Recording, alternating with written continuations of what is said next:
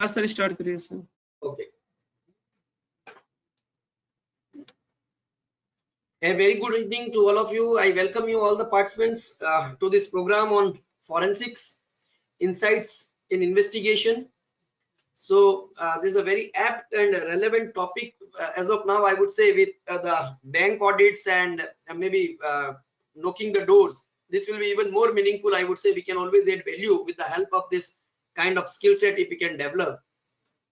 So today we are having the faculties Samir ji and Rushabh Bhatt ji. So it would be a great experience for all the members. I have been assigned with the pleasant task of welcoming and introducing our today's first faculty, Samir Paranjpe ji. So Samir is with Grant Thornton, and especially in the forensic practice, I would say.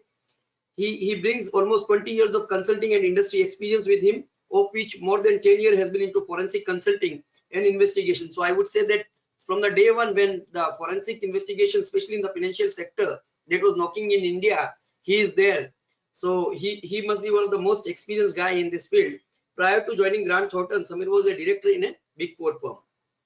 He specializes in carrying out large complex investigations, especially in the sectors such as the financial services, media, telecom, manufacturing, automotive, real estate, and infrastructure.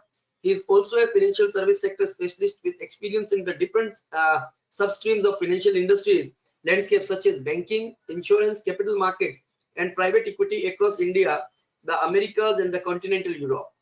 So he has been involved in sensitive, high-profile cases which have been involved in working in close coordination with different regulatory authorities and law enforcement agencies, as well as judicial and quasi-judicial authorities. So he has a great experience, and he has completed his bachelor's degree in commerce and has a postgraduate degree in management from the Indian Institute of Management, Kozhikode. He has also completed a management development program for INSEAD, France. So he has a vast experience, and I'm sure today all the members who are present and attending this program would be benefited from the vast and diverse knowledge of Samir. With this brief introduction, I request Samir to please take over and enrich all of us. Thank you, Samir. Thanks a lot.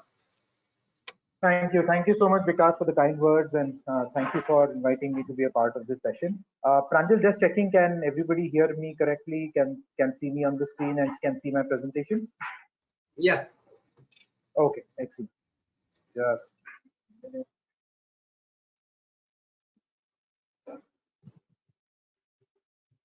yeah. So today I'm going to talk about forensic insights in investigation. I've been given to understand that this program has spread over 4 days, and today is the last day. So I and my colleague Rushabh are essentially the last event in the program.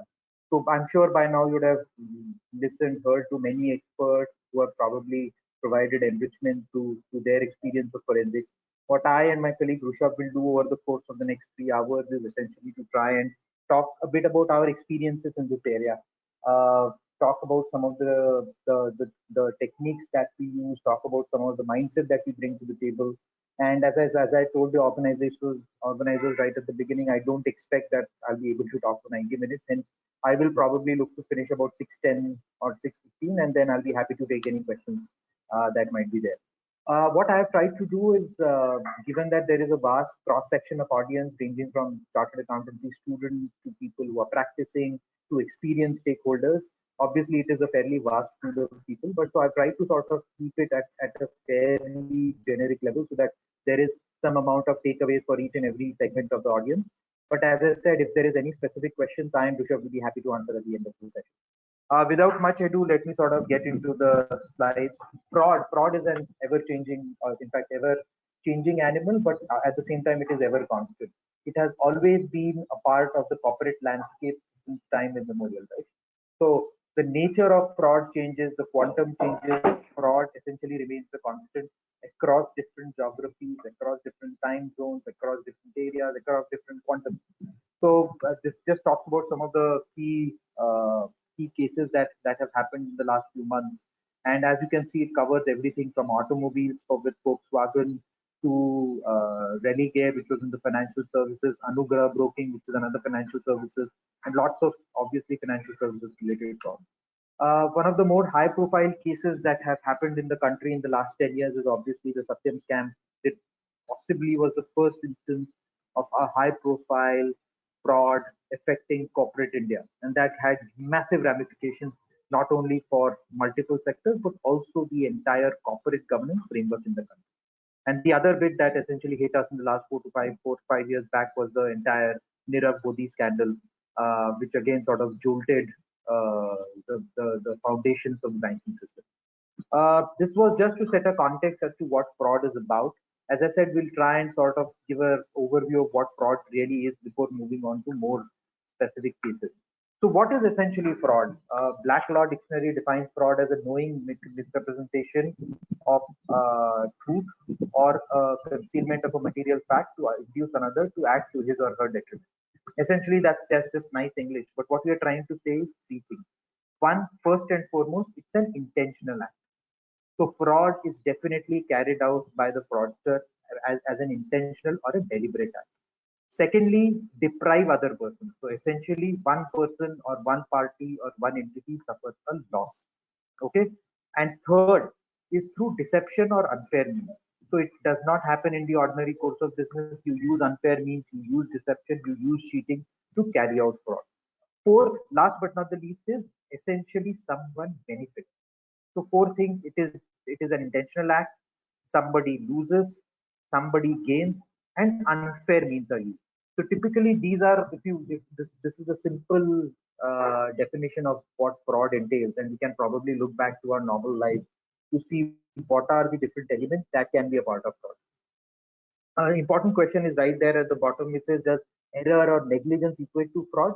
Not necessarily, because proving fraud, as I think Vikas talked about in his opening remarks, specifically in the context of forensic audit, bank audit, regulatory audit, what is fraud becomes difficult. But how do you define or how do you differentiate between a fraud and an error or a negligence or a business call? So there are very, very thin lines that define each of these three categories. So not all errors or negligence equate to fraud, but definitely they could invite a civil liability. Now this just talks about what are the ingredients that cultivate into fraud. So the bottom three aspects, need, opportunity, and greed, are something that is classically, and there are fraud theorists, fraud academicians, which have defined something as a fraud triangle, which says that there is a particular need. So a fraud is always carried out when there is a particular need. It can be financial, it can be habitual, it can be a momentary act of misfortune. Somebody in the family is sick, somebody is not well, somebody's father suffered an illness, somebody's business sank, somebody has a life-threatening disease. So there is always a need. But however, sometimes that need, the other part of need is something called as greed, where it uh, starts with something very small, like taking stationery from the office. Offices typically have stationeries, pens, pads, papers. It might start with something as trivial as that. But the most important part as fraud management, fraud fighting, fraud mitigation professionals is opportunity. A fraud is only conducted. I can have the I can have the most evil intent in the world. But if my organization has very strong controls, it will be very difficult for me to carry out fraud. But fraud can only be carried out if there is opportunity. So the idea as risk management professionals, as fraud management professionals on the call today, is to minimize the opportunity available to the fraudster. Theoretically and practically, it is not possible to reduce the opportunity to zero. But what we can do as fraud fighting professionals is to minimize it to the extent possible. If somebody wants to do a fraud, let's make it harder, challenging for him or her, rather than making it easy. And that's where the opportunity part comes, right? And I'll talk about what do we mean exactly by opportunity and how can we reduce the window of opportunity for different fraudsters later in the presentation. Now let's sort of spend some time on the types of fraud. Fraud, there is essentially two aspects to it: internal and external. Uh, my screen is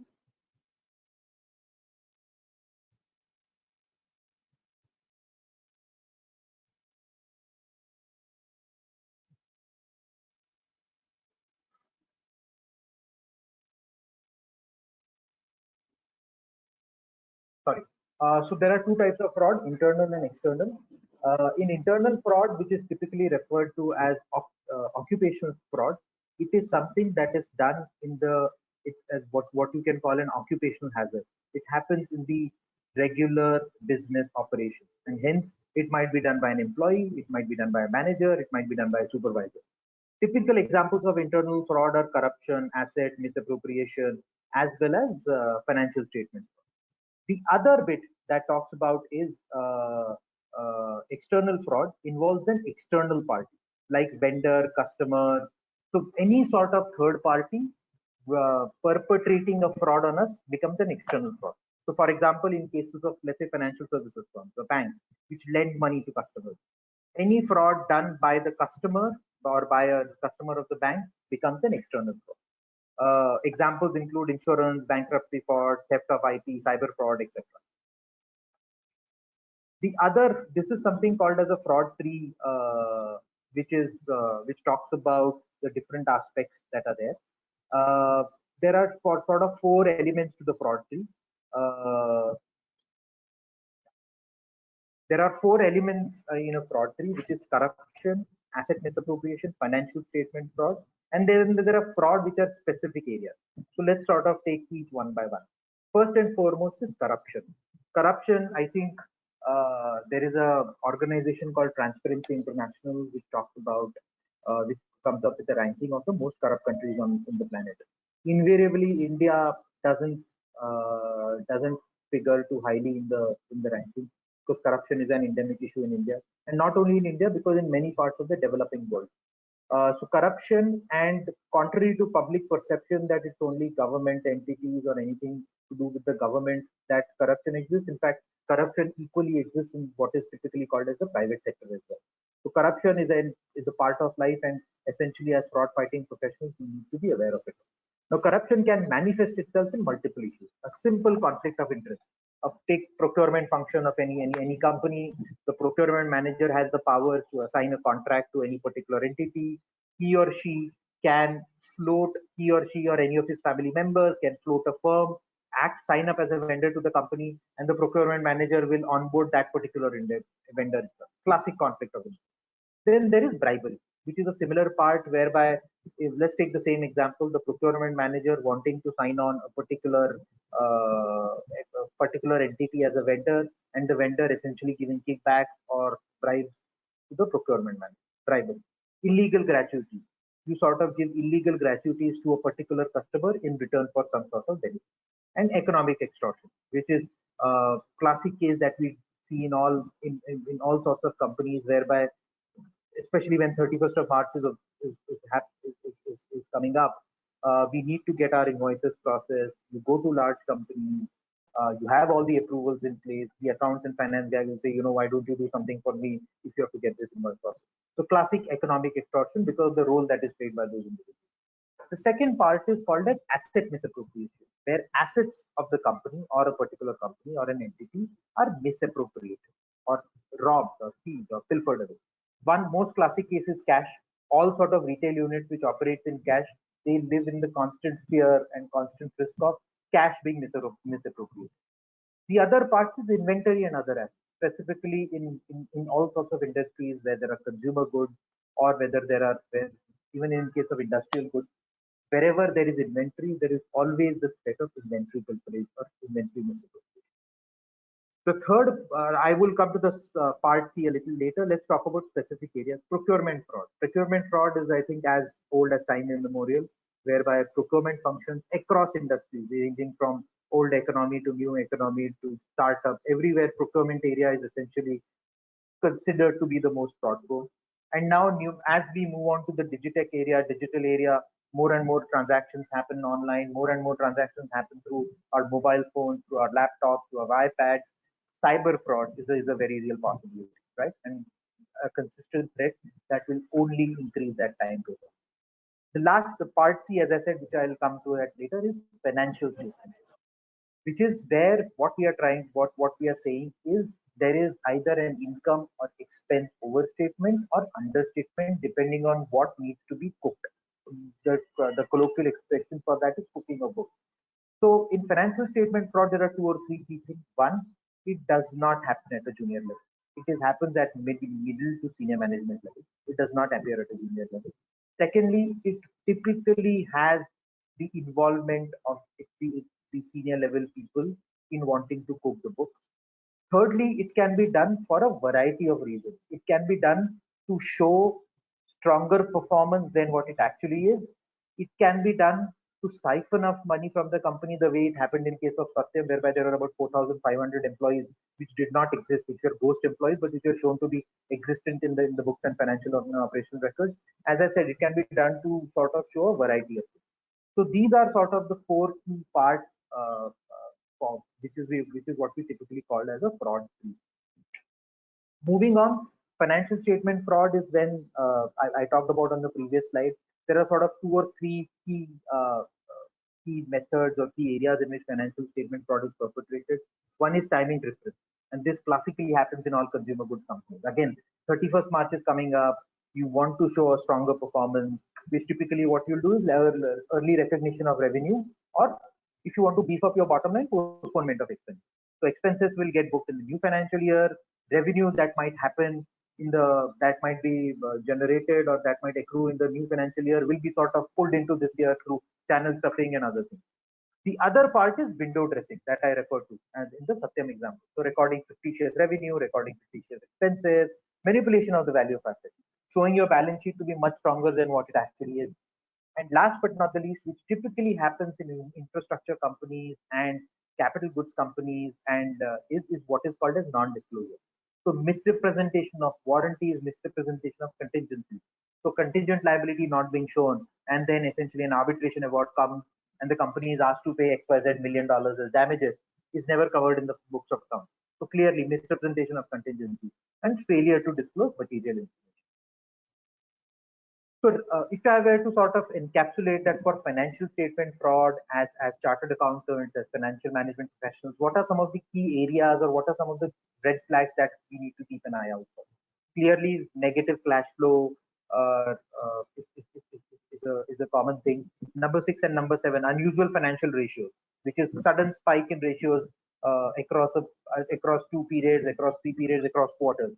The other part is restriction on an auditor for subsequent procedures. There are certain areas where the company does not want the auditor to look at, or is not very keen to share data about. Inexperienced accounting personnel. The backbone of any company is their finance and accounting team. So if you have, for a largest company, if you have an extremely raw, inexperienced, and very thin accounting team, that's always a red flag. And significant related party transactions not in the ordinary course of business. There can be multiple lists, but these are just telltale signs which should essentially, as financial management professionals, should sort of just ensure that we sort of pay more attention to these areas. The next part, as I touched about, is asset misappropriation, sales skimming. Employee sells goods or service to the customer, does not record it, false discount. Employee collects full amounts but records after discount in books of accounts. Cash, I've talked about, and fictitious refund. Employee records a refund to customer and steals cash. This typically happens in the retail goods space, where I said lots of cash transactions take place. The other part that I talked about, number 1 on the fraud tree, is corruption and bribery. Kickbacks, which is employees offer some benefits and receive some payments in return. Illegal gratuities, a thank you payment from a vendor, third party, for making a decision. I talked about collusion between an external party and internal employee as far as procurement process is concerned. This is cyber fraud, and this is, as I said, it's only going to increase. And there are multiple ways in which it can be done. There are phishing websites which mimic a legitimate website. There is identity theft. There is data breach. You see multiple examples covered in the newspapers on a daily basis as to a certain famous organization globally has faced a data breach. As more and more of our data goes online, more and more transactions are happening online, data breach is something that is going to be a reasonably common feature, unfortunately, in all our lives. Cyber stalking, invasion of privacy by hacking into a person's computers, reading their emails, or monitoring online activity. So very, very real things, very, very common things, unfortunately, now. So again, if you had to look at cyber frauds, what are some of the red flags that can typically you can keep an eye out for? Increased number of pop-ups, presence of phishing emails. I mean, it's bizarre to talk about phishing emails when even today you pick up any newspaper, typically there will be one or two reasonably well educated professionals still getting conned by what is called the Nigerian mail scam, whereby some guy writes to you saying, I am from Nigeria, I've got this huge gold mine and I need to share some spoils with you. Why don't you send your bank account details and I'll deposit $1 million into your account? This is like the oldest fraud in the world. I mean, I'm obviously overstating it, but this has been around for like 20 years. But even then, you have absolutely well-educated people falling prey to it. Hiccups in software updates. This is a this is more a technology part whereby you're trying to update a particular software, but for whatever reasons it is not happening. That's the time to show a phone to a technology specialist because your phone just might have been hacked. Hacked payment gateways, loss of data, lots of such things. So here, what we are trying to do is typically there's a study that is done on a reasonably consistent basis. I think every 2 years, whereby internationally we are the ACFE tries to identify what is the profile of a fraudster. Can we sort of basis multiple frauds that happen across countries, across sectors? Can we try and button down as to what are some of the common characteristics of what a fraudster is? So typically, there are 6 or 7 sort of factors in the organization which provoke the fraudster to do fraud, which is job dissatisfaction, lack of management review, opportunity to commit fraud, which is something that I always said right in the beginning. The idea as risk management professionals is to reduce the opportunity to the extent possible. Aggressive targets, very, very aggressive targets, lack of internal controls, and financial worries. Uh, the highest, and this is just some data that we are talking from the ACFE's 2020 report, the highest percentage of fraud cases was attributed to the low to medium level employees, right? But as you see, 41% of the cases were to the low to medium level employees. As the background and the roles and responsibility played by the fraudster increases, the quantum of fraud rises. So if it is done by the executive management or the owners, it is $600,000. If it is done by the manager stroke supervisor, it is $150,000. And if it is done by a low to medium level employee, it is $60,000. So clearly, as the fraud reaches the higher levels of the corporate ladder, A, it becomes more sophisticated, and B, the whole fraud value exponentially increases. The other part where again the highest number of frauds were committed by someone who has been with the firm for 1 to 5 years. Because please understand, 1 to 5 years is somebody who's not yet an insider in the organization in the sense he or she has not spent 10, 15, 20 years with the company. He has spent but a reasonable amount of time to be able to know all the internal procedures, internal areas where there are vulnerabilities.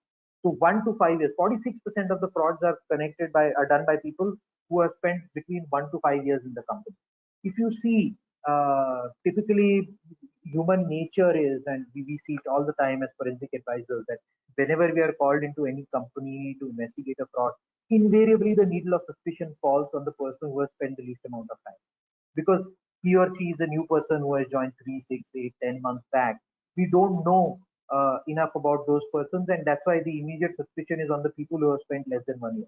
But if you see purely, and this is data, global data, talking to us, saying only 9% of the frauds are done by people less than 1 year, and even the value of fraud, the median value of fraud done by them is only $50,000. The highest risk category is 1 to 5 years, which is 100,000, 46%. But an interesting part is if you sort of move ahead, 1 to 5 years carrying out most number of fraud from percentage perspective doesn't mean that the 6 to 10 years and 10 plus years bracket is safe. There are about still 1/4 of frauds are carrying out by individuals who have spent 6 to 10 years with the company or greater. And just look at the way the median value of fraud rises. It is about $200,000 in case of people who have done it, who have spent between 6 or more years with the company.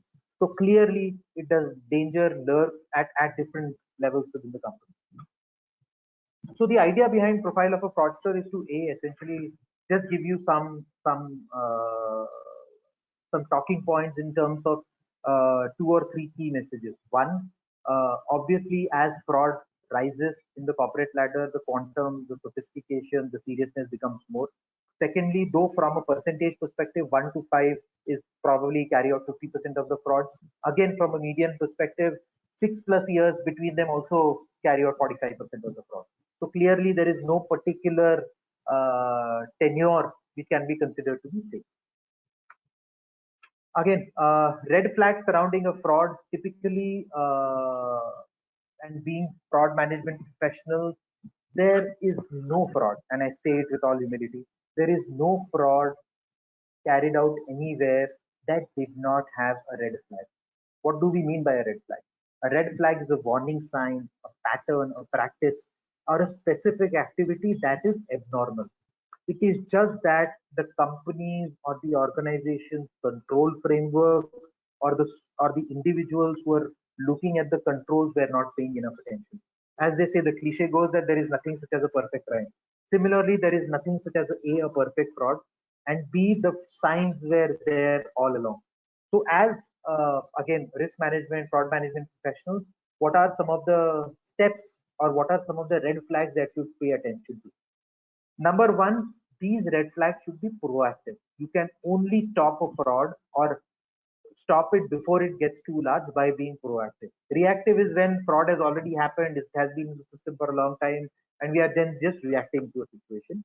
And secondly, it also always must be unusual or out of place as far as the fraud is concerned. Now, as I said, there are sort of red flags that we need to pay attention to. Is one, there has to be a process review to identify opportunities to carry fraud. What could go wrong? So, as forensic professionals, we carry out what is typically called as a fraud risk assessment exercise, whereby we test check the processes of our client and literally stress test them. Okay, so we will, because being in the fraud forensic advisors, we are essentially, our thought process is is we try to match our thought process with that of a fraudster to see, saying, oh, this is the process. If I was a fraudster, how will I identify vulnerabilities? And basis that, we then suggest specific opportunities for the company to strengthen its processes. The key important part is it cannot be a one-time experience. So you do a process review once, you say I've done it, and then you're done for life. That doesn't work this way, because a fraudster wanting to commit fraud is thinking all the time. He's thinking of ways to beat the system. He's thinking of ways to beat the machinery, and he's thinking of ways to do that fraud on that organization. So it has to be a continuous process. It cannot be a one-time exercise. Secondly, data analysis, and this is something that I have spoken in every forum that I speak, is nowadays companies are sitting on truckloads of data. Most companies have reasonably sophisticated information technology platforms, application platforms, and there is, I mean, we are staying in the data age, as the cliche goes. So there is enough data available for each and every company of all shapes and sizes to be able to analyze them and identify traces of fraud. If you see red flag, right in the top, it says means a warning sign, pattern, or specific activity. If companies were to take steps to just identify those patterns, we will be able to prevent at least 50% of the frauds that happen. And as I say, this there is enough and more data available with the company. It is just a question of being diligent and disciplined about it. And last but not the least is typically what is called as employee behavior. There are always soft signals, soft signs of a particular employee who's either committing a fraud or about to commit fraud. And there are sort of multiple aspects to it. The first is the employee behavior can change depending on a variety of parameters. One, if he or she was a uh, very satisfied employee, very content employee, and if he suddenly starts saying, you know what, I think the company doesn't care about me, I'm paid too less, I don't think the bonus was great. So clearly somewhere there is discontent.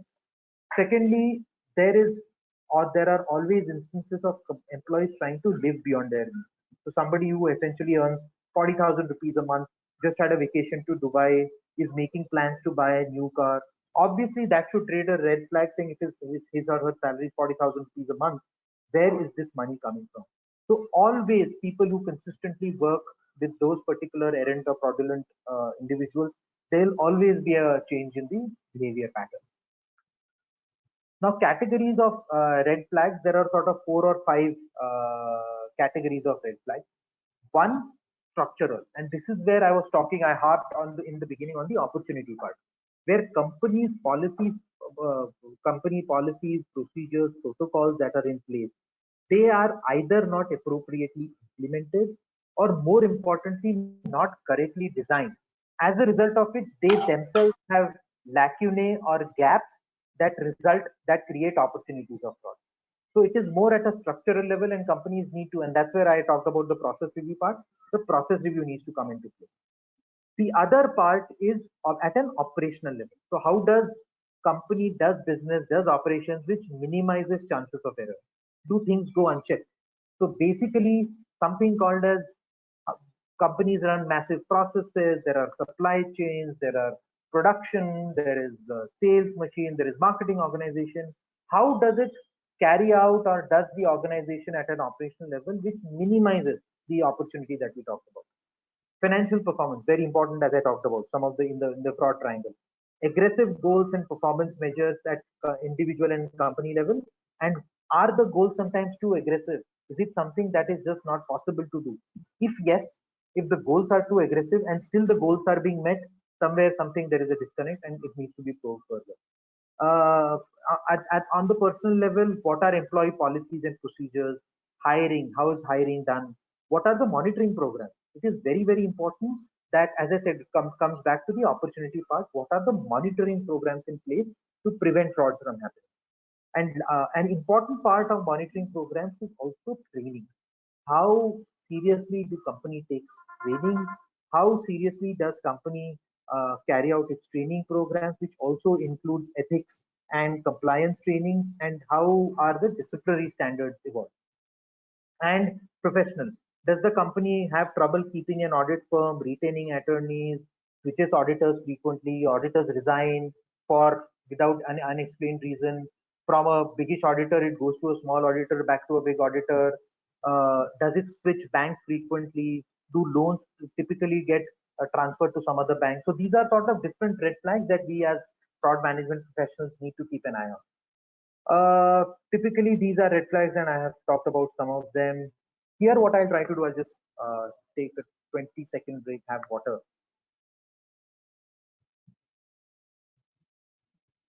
Here, what I'm going to run you through is an investigation process. How do typically I and my team run the investigation process? What are some of the key elements of the investigation process, and what can be done to, make the process more sharper, more efficient, and more effective? Now, key elements of an investigation process are as given below. First and foremost, so please understand, an investigation gets triggered whenever either the company or our client has specific evidence of any wrongdoing or fraud being conducted, or there is a concern or a suspicion that a fraud has taken place. So clearly, please understand the mentality or the mental state of our client's colleague. He or she believes that either a fraud has taken place in their company, or they have strong suspicion that a fraud has happened. So obviously, the company becomes very panicky. There is a lot of emotion. There is a lot of stress because a fraud has happened, and a fraud can be an extremely traumatic event, especially to companies where it has not happened before. So it tends to be a very emotional time for clients. So we typically get called in saying there is a fraud happened. Why don't you guys start today? So unlike, let's say, a statutory audit, internal audit, other parts of advisory, forensic accountants don't have any lead time. Clients want us at their location as of yesterday and the reports as of day before yesterday. So clearly it is a very, very sensitive time, as well as there is immense time pressure in every fraud that has happened, simply because of the nature of work we do. So first and foremost, when we land up at a client's place, is to clearly identify the issues. Many a time, as I said, it is a very traumatic time, it is a very stressful time, it is a very emotional time.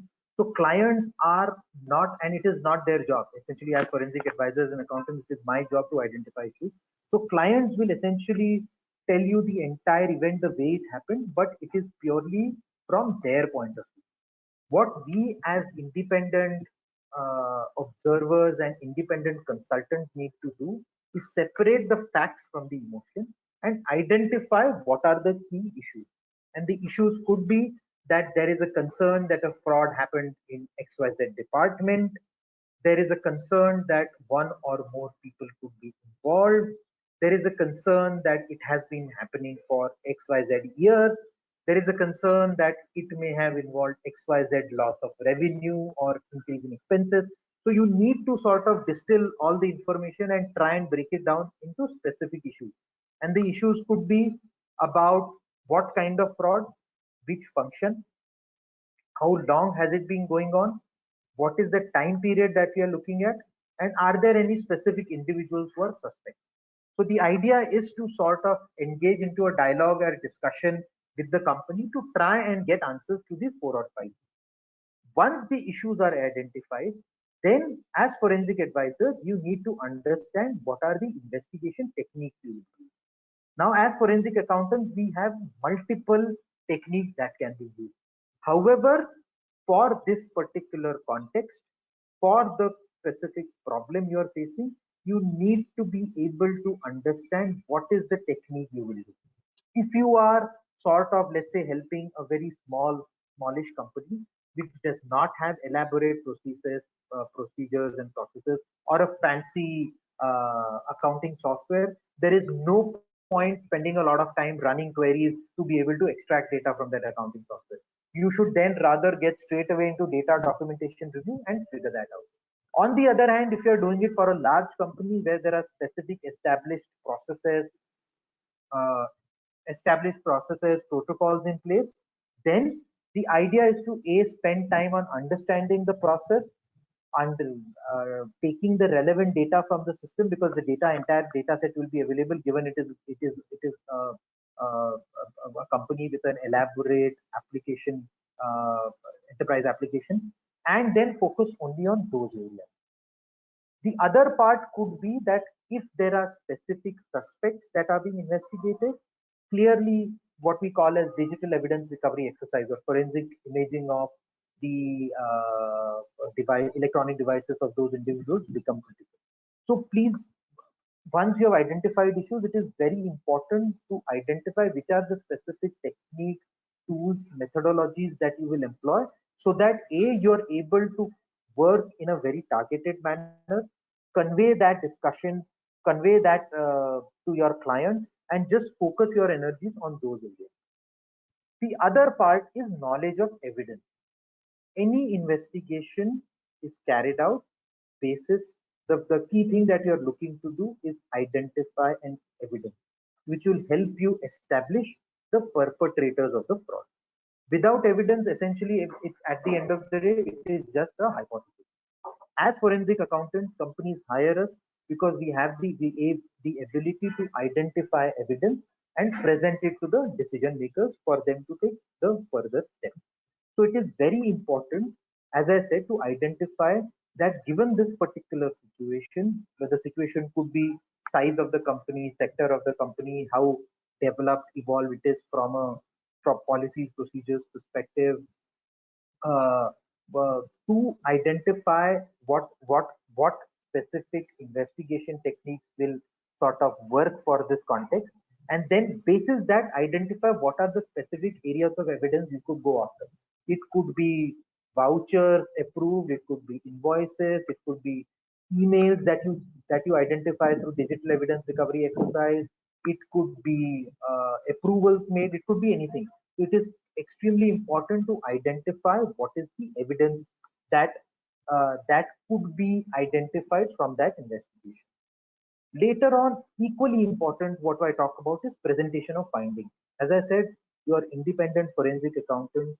Your job is to independently evaluate a situation, identify evidence, and most importantly, present it in a coherent manner.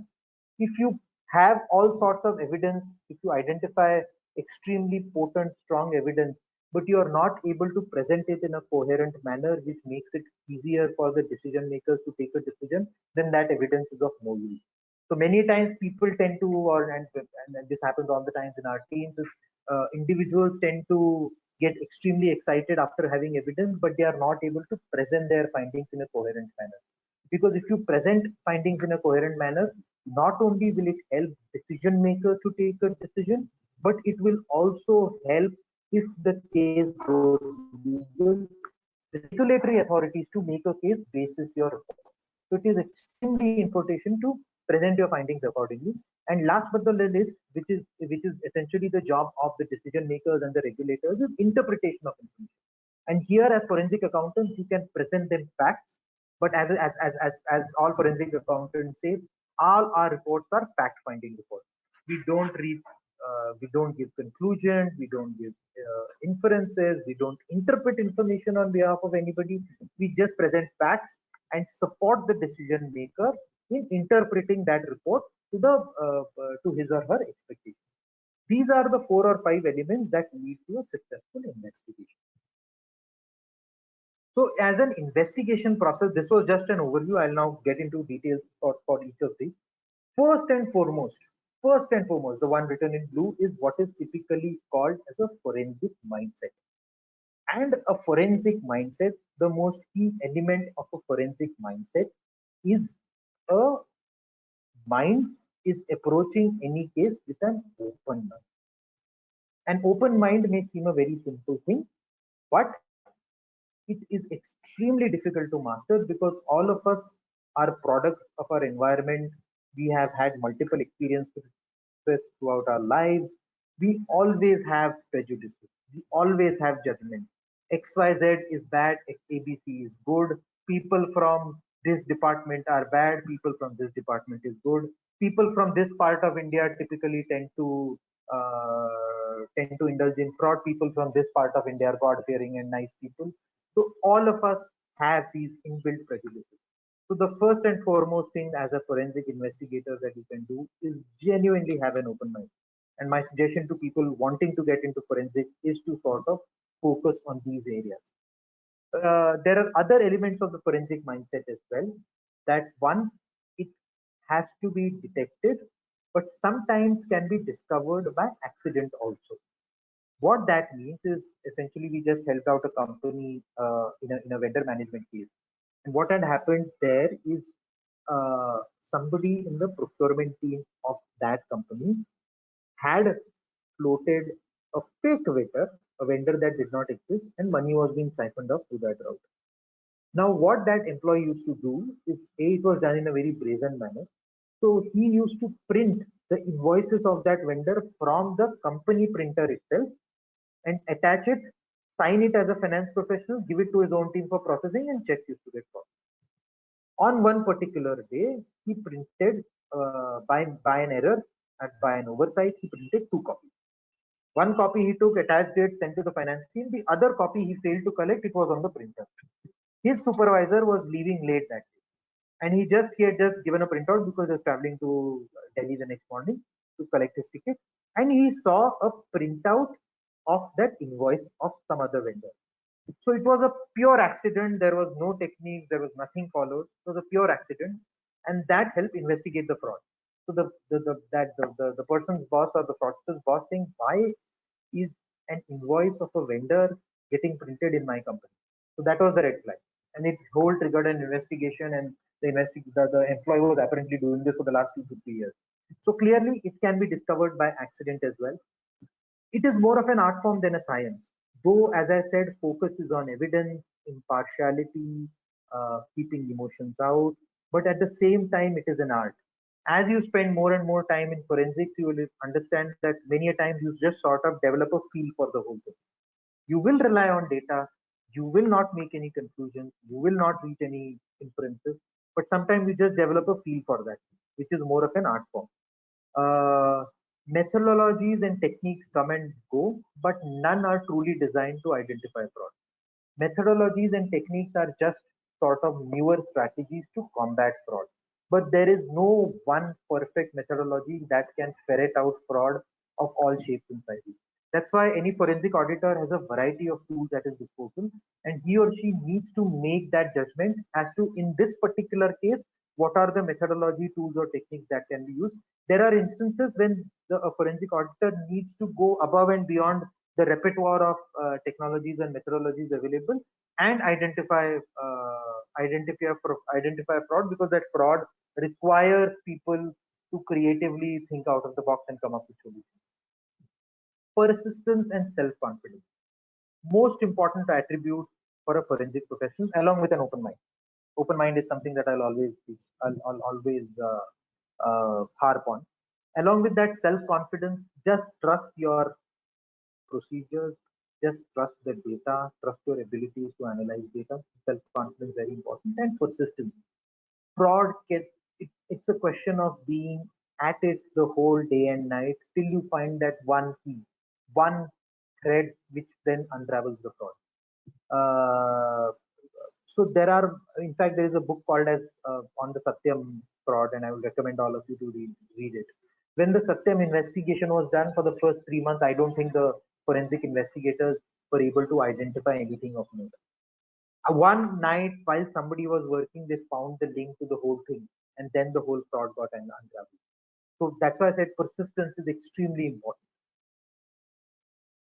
The other thing essentially is, and this talks about some of the elements for of a of a formal project plan of sort in a forensic investigation is essentially securing the brief, planning, information gathering. Information intelligence gathering becomes very important. Intelligence not just about the fraudster but about the company, the way it operates, how robust or non-robust its processes are, how strong its controls are, how much of decision making happens by asking the promoter, how much of operational control the promoter or the executive management has given to the team below. Extremely important. Perpetrator identification, structural response plan reporting. So these are just in terms of specific elements of the investigation process. The here, I think this was something that was discussed with the organizers. Is if we are pitching for a forensic audit or investigation, essentially, what are some of the hygiene factors? What are some of the aspects that should be kept in mind before we start pitching? Most importantly, and it's not too dissimilar to what I talked about investigation, is first and foremost is a case overview. We need to understand what is the case about. This would mean that you may need to have one or two meetings with the client even before thinking whether you should put in a proposal or not, to try and identify the case. As I had given in the investigation, as I talked about in the investigation part, identify the issues. What are the issues that the case contains? Is it related to employee misconduct? Is it related to a prevention of sexual harassment complaint? Is it related to a collusion between a third party and an employee? Is it related to IP theft? So we need to understand what is the case about, what are the issues, what is the context. Okay. Basis that you will be able to then decide the other aspects of whether A, can you do it in-house? B, if not in-house, can you try and get a vendor to be able to do this? C, if you can do this in-house, do you have enough bandwidth at this point of time to be able to deliver and meet the client expectations?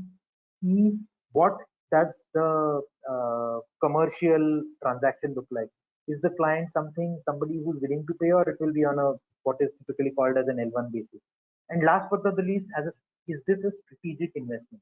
Many a time, companies or firms wanting to get into forensic audit may feel that they need to make a strategic investment, whereby on that particular engagement you are not going to sort of make money, but it will give you a credential to be able to leverage that experience and make other or get such other projects in the pipeline. The other part is fieldwork assessment. Similar to case overview, what is the fieldwork that we need to carry out? Do we need to carry out data analytics? If yes, do I have the routines, queries, engines developed to be able to carry out data analytics? Microsoft Excel is not the answer. It's not data analytics. Microsoft Excel is just Microsoft Excel. Data analytics is not Microsoft Excel. So clearly, fieldwork, whether do I have the capabilities to do data analytics? Digital evidence recovery, I talked about. Do I have the technology tools, technologies, and personnel to be able to carry out digital evidence recovery? Because digital evidence recovery can be carried out on any sort of electronic device. It can be a desktop, laptop, iPad, iPhone, tablet, mobile phone. So do I have the mix of skills, technology platform to be able to do that? Many a times we need to carry out what is called as market intelligence, whereby we make inquiries in the field through people to try and identify things like who has invested where, who has a Benami property, and things like that. Do I have the skill set, or do I have the vendor base to be able to do that? So clearly try and identify that to crack this case, what are the 1, 2, 3, 4, 5 things that you will need to work on.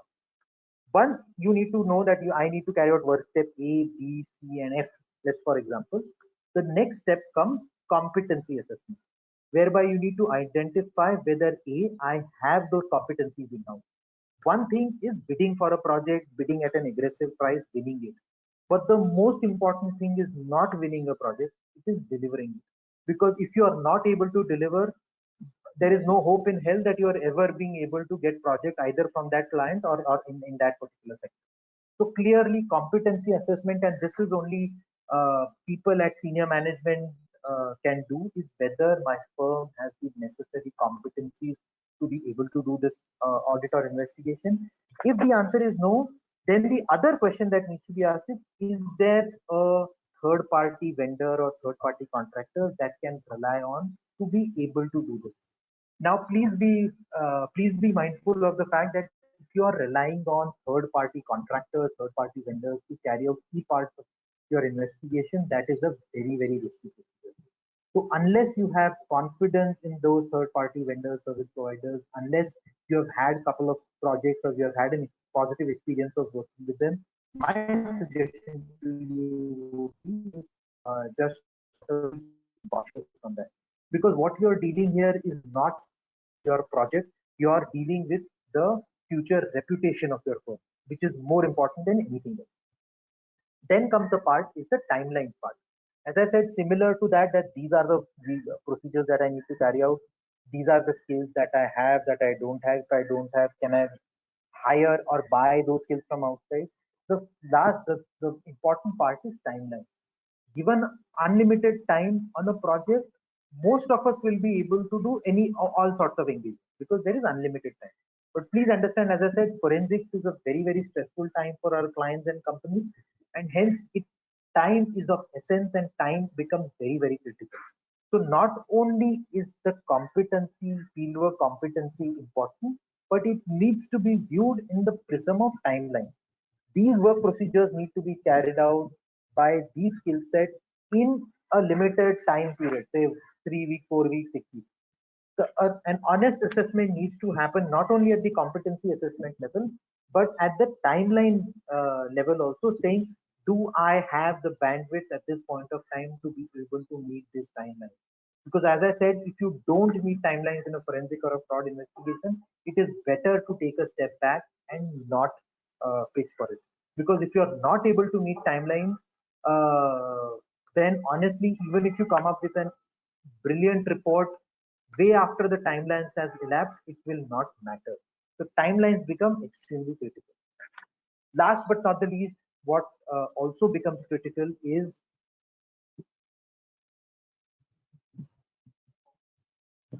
that I've highlighted point number 5, which is legal remedies. Legal remedies, by legal remedies, I mean, as I said, forensic investigation will have, or let me rephrase, most forensic investigations have a regulatory component. Because a fraud has happened, either depending on our report, a regulator will be approached, a police complaint will be filed. If you are doing, let's say, forensic audit, bank audit, uh, uh, the case might go to higher regulatory authorities such as the CBI. So invariably, there is a regulatory component and a legal component there. And hence, the job that we do, the investigation that we do, the forensic that we do, becomes very, very critical because there is a legal responsibility on us. Wherever there are legal responsibilities, it is incumbent on assessing whether there is any legal risk to our firm that is there on on pitching for that, or on doing the forensic investigation or forensic audit. Because in the zeal for winning a particular piece of work, all of us, and I have been guilty of that, is to sort of pitch aggressively, win the work, try and deliver it, but we need to take care of, pay attention to the legal part. Are there any legal risks? Am I exposing my firm to any particular legal risk? Is there a possibility that this undertaking that assignment or undertaking this engagement against a particular client or against a particular target can have a blowback for me? What is my plan B if that happens? So please ensure that A, there are legal remedies, you have worked out a legal plan B, and more importantly, please bake those into your contract with the client. That tomorrow, if there is some legal issue, the client should be able to help you on that. So these are sort of some preliminary aspects that you need to look at before a forensic audit or investigation is done. The other part that needs to be done, and this is the same thing, so probably just sort of preliminaries before pitching for forensic audit from a case perspective is, as I said, number one, case details to be understood in detail from available sources. Nowadays, we are sitting on a treasure trove of information, right? Everything is available at the click of a mouse. There is enough data available on Google regarding everything. So case details or case information not being available is not an excuse that can be used. So clearly there is enough information available. Do some research before even wanting to pick for a job. Identify the years for which the forensic review is required. Okay. The years become critical because as we go back into the past, the review becomes challenging, not only because it is dealing with the past period, but because even data availability becomes an issue. So if it is a peer review for, let's say, last 3-4 years, that's fine. But if you're talking about review from, let's say, 2005 to 2019, then please be very, very careful in terms of what we are trying to do. Number three, year-on-year trend analysis. Again, there is enough data available on the web, if not on company website. If it is a smallish company, on ROC records and peer records, to try and see what is year-on-year financial position of the company, and sort of match it against the years for which for which the forensic review is required.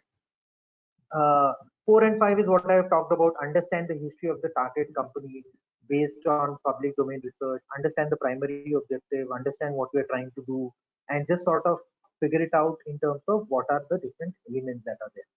The other part that you need to look at is also understand commercial presence across the globe. So is the company present in, let's say, multiple jurisdictions? If yes, is there a possibility of some foreign act being the company being responsible for compliance with certain foreign acts? Because that will then have a bearing on your work procedure. This becomes specifically relevant for anti-bribery and corruption reviews for corporations which have touch points with either the United States or for UK Bribery Act with the United Kingdom. The other part, very, very important, that need to look at is audit on-site or off-site. And this has especially acquired a new meaning ever since COVID has hit us. So it also needs to be baked into the plan whether the audit will be on-site only, where you'll be sitting in the company's premises and doing it, or is it a combination of on-site or off-site? Because A, that will not only have a bearing on the number of resources required, it will have a bearing on the cost, and it will also have a bearing on the timeline. The other part that you need to look at is information availability. Many a times the company might have its corporate office in Mumbai, but you see actually the entire data is at its factory location, which is in some remote place. So clearly information availability becomes critical. Digital forensics I talked about. Please assess whether the project involves digital forensics, and if yes, what is do you have the capability in house, or can you rely on external experts to do the same? And resources is something that I've already talked about. Timelines, legal. I've already talked about legal. As I said, one, there should not be any conflict of interest with the target company. Understand the use of the forensic report. Is it for the company? Is it for the lender? Is it for management or regulatory or investigative authorities such as EOW, ED, SFI, etc.? And the other thing is, as I said, any other legal requirement as stated in the RFP or tender document. Many a times you need to read the fine print. Typically, the RFP document might be 3, 4, 5 pages. You need to understand the time print as to see if there are any legal ramifications, legal implications on us as forensic auditors for any particular clause that is there.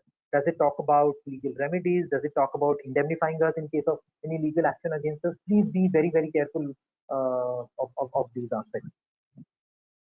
The other aspects, I think, I was requested by the organizers to cover, and Vikas also talked about it in his opening comments, is essentially the challenges faced by forensic auditors.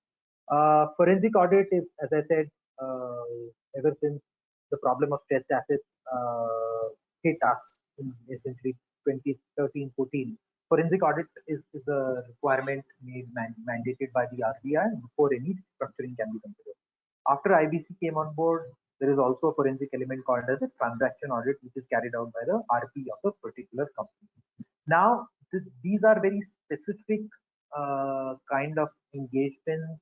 These are very specific kind of projects that require us a particular level of diligence that needs to be carried out. These are significantly different from essentially a forensic investigation, let's say into an employee misconduct that is carried out for a corporate client. Here, typically, your client will either be the lenders, the committee of creditors, or the resolution professional, and obviously, it has its own set of challenges. So there are the idea behind carrying out forensic audit was to essentially build trust in the minds of various stakeholders that though this asset is an NPA, there is no element of fraud that has happened. It might be because of the business cycle or certain erroneous business decisions that the firm is under stress, but there is no element of fraud, diversion of funds, siphoning of funds. The job here goes beyond the realm of investigations, because in investigations, as I said, corporate investigations is a very finite sort of context, whereby there is a situation, there is potential fraud that has happened, there is a defined department, there are individuals, you give the report, it is considered by the board, and you're out of it. However, forensic auditors, given that they're appointed by lenders or committee of creditors, has its unique set of challenges. The first and foremost, and I'll start clockwise from the left of the screen, is lack of cooperation. Now, this is a very real issue. We are often given forensic audit by the lenders and asked to sort of submit our report in a finite limited time period, but the target on whom we are dependent for data just refuses to play ball. And this is something that whatever you do, there is very limited control that you have to be able to get support or cooperation from the target. So lack of cooperation becomes very, very critical. The only response to that is please raise the flag right at the beginning that the cooperation is not there. More importantly, in fact, right before bidding for a forensic audit, it's always sort of useful to have a conversation with the client, with the bankers, with the COC to ask them saying what is their assessment, if that whether you will receive cooperation from the target or not. And based on that, as soon as you start the audit and if you see the cooperation is not coming, it is very critical to raise it to the bankers at the earliest extent possible. Because please understand, even from a COC perspective, if you try for let's say a month and a half, and when the audit is supposed to end, you go back to the bankers and say, you know what, actually I've just received 10% data till date and the company is not cooperating. That is not going to help anyone. So it is very, very important to raise it at the earliest possible. The other part that happens is deleted data. Because typically in any forensic audit, digital evidence recovery is not in scope.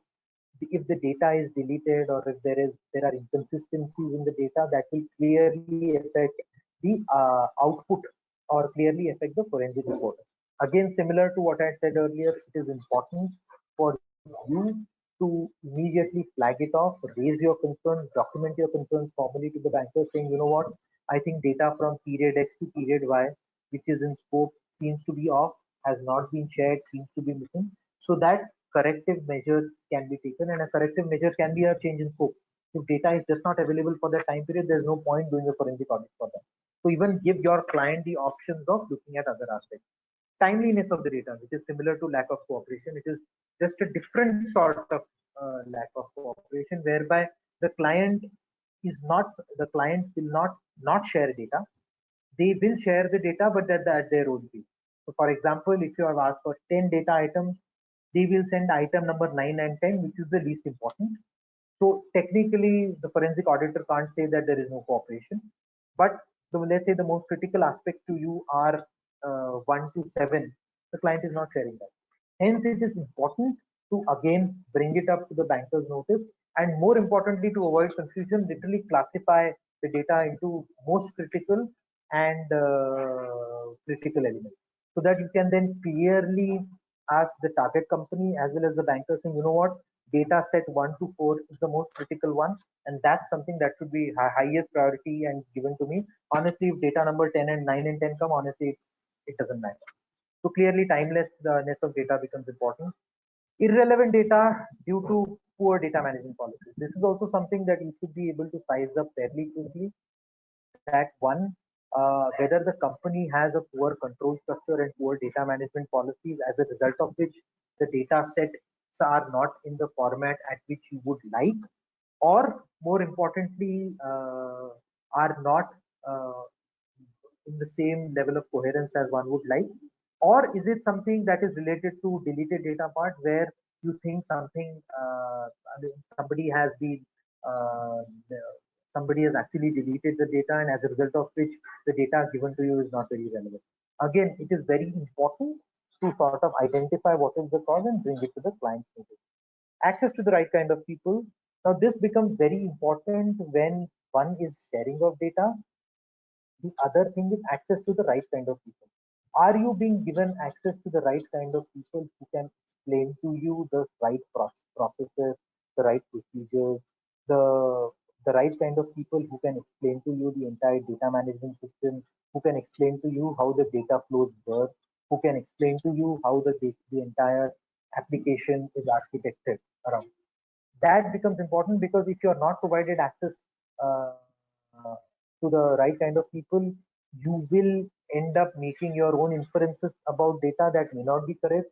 Hence, you will essentially be walking on a completely different path, which will affect the quality of output and the report that will come out. And last but not the least is what we talked about is access to relevant data, which is similar to what we said earlier, to the timeliness point, whereby is client sharing relevant data, or is the client sharing irrelevant data which does not sort of help us. So these are in a nutshell some of the challenges that we face as forensic auditors, and at the same time, some of the remedies that we could do. The one bottom line that sort of works in all client situations, irrespective, is sort of communication.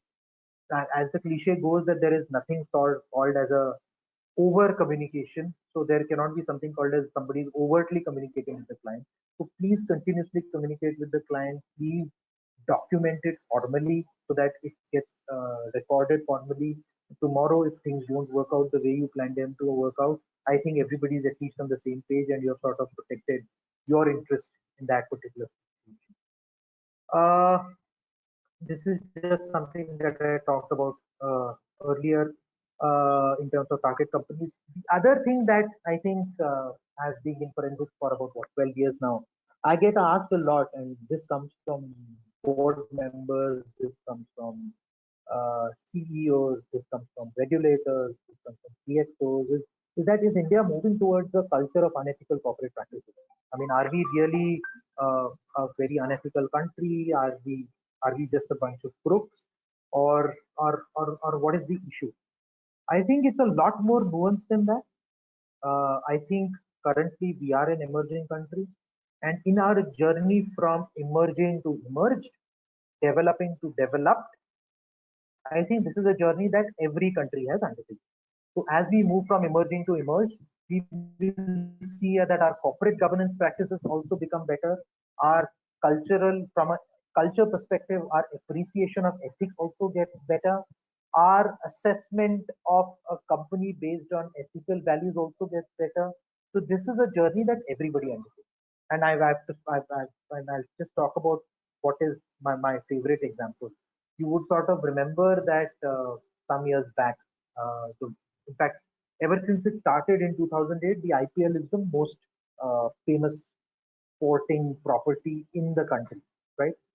Everybody watches IPL, advertisers uh, advertise like anything.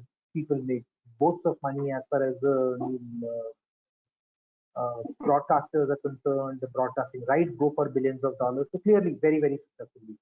Some years back, there was the whole spot fixing scandal in IPL. Now, as I said, it is something that every country, including the West, has gone through as they moved from becoming developing to developed countries. And it's available on Google. In 1919, there used to be, there still is a very, very famous baseball team called the Chicago White Sox. Okay? They were called the Chicago White Sox. In 1919, the entire team was suspended on account of match. Okay, that threw the entire sport of baseball into turmoil. That led to a lot of issues, and the Chicago White Sox were then called as Chicago Black Sox on account of match. So this example is just to sort of bring out the similarities that every country, wherever it might be, whichever continent it might lie, whichever GDP per capita it might have, every country as it goes from being developing to developed, low income to middle income to high income, is something that they will go through this trend. And I think that's the journey we as a nation are currently on. And as I said, 15, 20 years down the line, obviously, if we look back, we'll probably realize that we were at some stage where the national pastime, which is cricket, was also under assault. So I don't think that we are particularly unethical in India or anything. It's just a journey that we are on. I think from a keynotes perspective, so if you had to sum it up, and I'm just looking at the time, and as I said, I'll wrap up by 6:15, 6:16 my watch. From a keynotes perspective, if I had to encapsulate as forensic auditors, there are sort of 3 or 4 key areas that I will need to, that I'll focus on. One, forensic auditors, for fraud investigators, anti-fraud professionals, the one thing that they need to be do is always be vigilant and always look to improve. Because right now, as we speak, a fraudster is sitting somewhere in his or her room and thinking of ways to beat the system. So it's like a treadmill.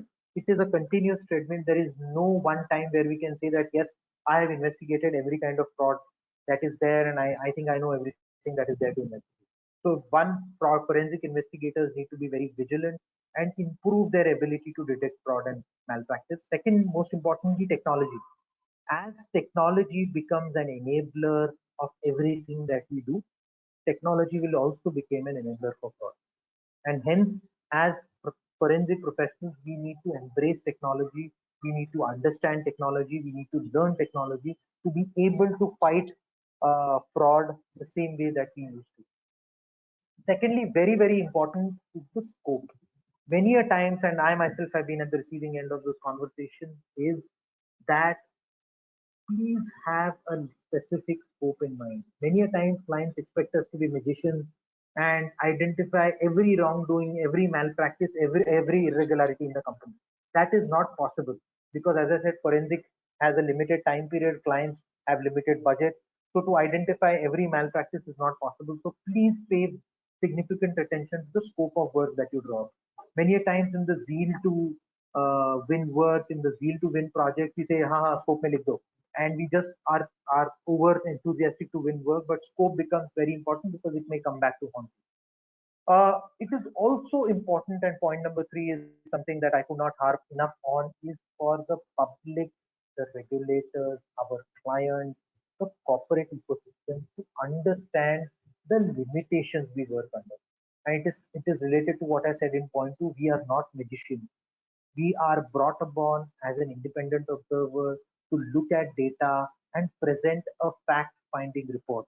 We are not there to find magicians, go and try and identify transactions which happened in 2006 on account of lack of data. So many a time, forensic, though it has been around for at least the last 20 years in India, we are still in an educationary phase whereby we first need to educate our clients in terms of what we do, what we can do, what we can't do, and what is the basis for our report. Because many a times people think, Are, you are a forensic guy, you should be able to find that out. Without data, I cannot find that out because we are forensic accountants, we are not physicians. And last but not the least, we don't have a single repository of information the way it is there in the West. There are websites by regulators where people may sometimes upload their data, not upload their data. There is a need for further strengthening of the disclosures made by companies in this area. The more information gets up, gets disclosed, the more transparent it becomes, the better corporate governance standards it leads to, and it will also make our life easier as corporate as forensic accountants. So clearly, obviously, this is something that I just wanted to sort of leave it with you as key takeaways. And as I said, I have stuck to my 6:20. I've stuck to my timelines, and I'll be happy to take any questions that might be.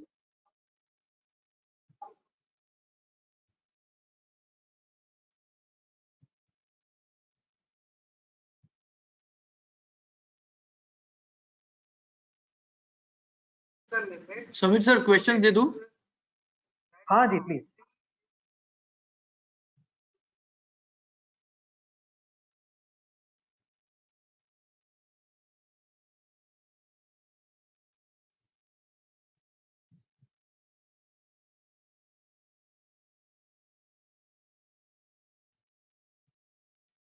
So should I read out the question? Somebody is reading it out to you. So you can read out.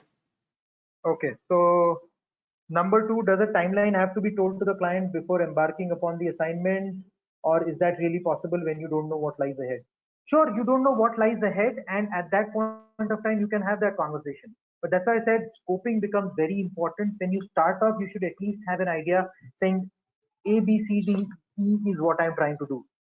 For A, B, C, D, E, it will require X amount of money and Y amount of time. So at that point of time, be very clear this is what is going to take.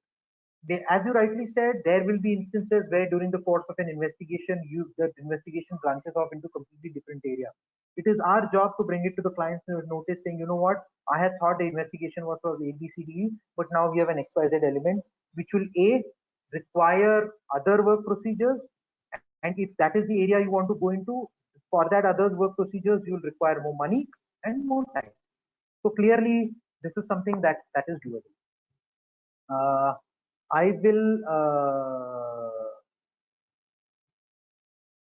move to question number 3. In an atmosphere where regulators themselves are inept and have vested interest, aren't you being optimistic that situation is improving? I think by nature I am optimistic. If you look at how life has changed in the last 20 years, right?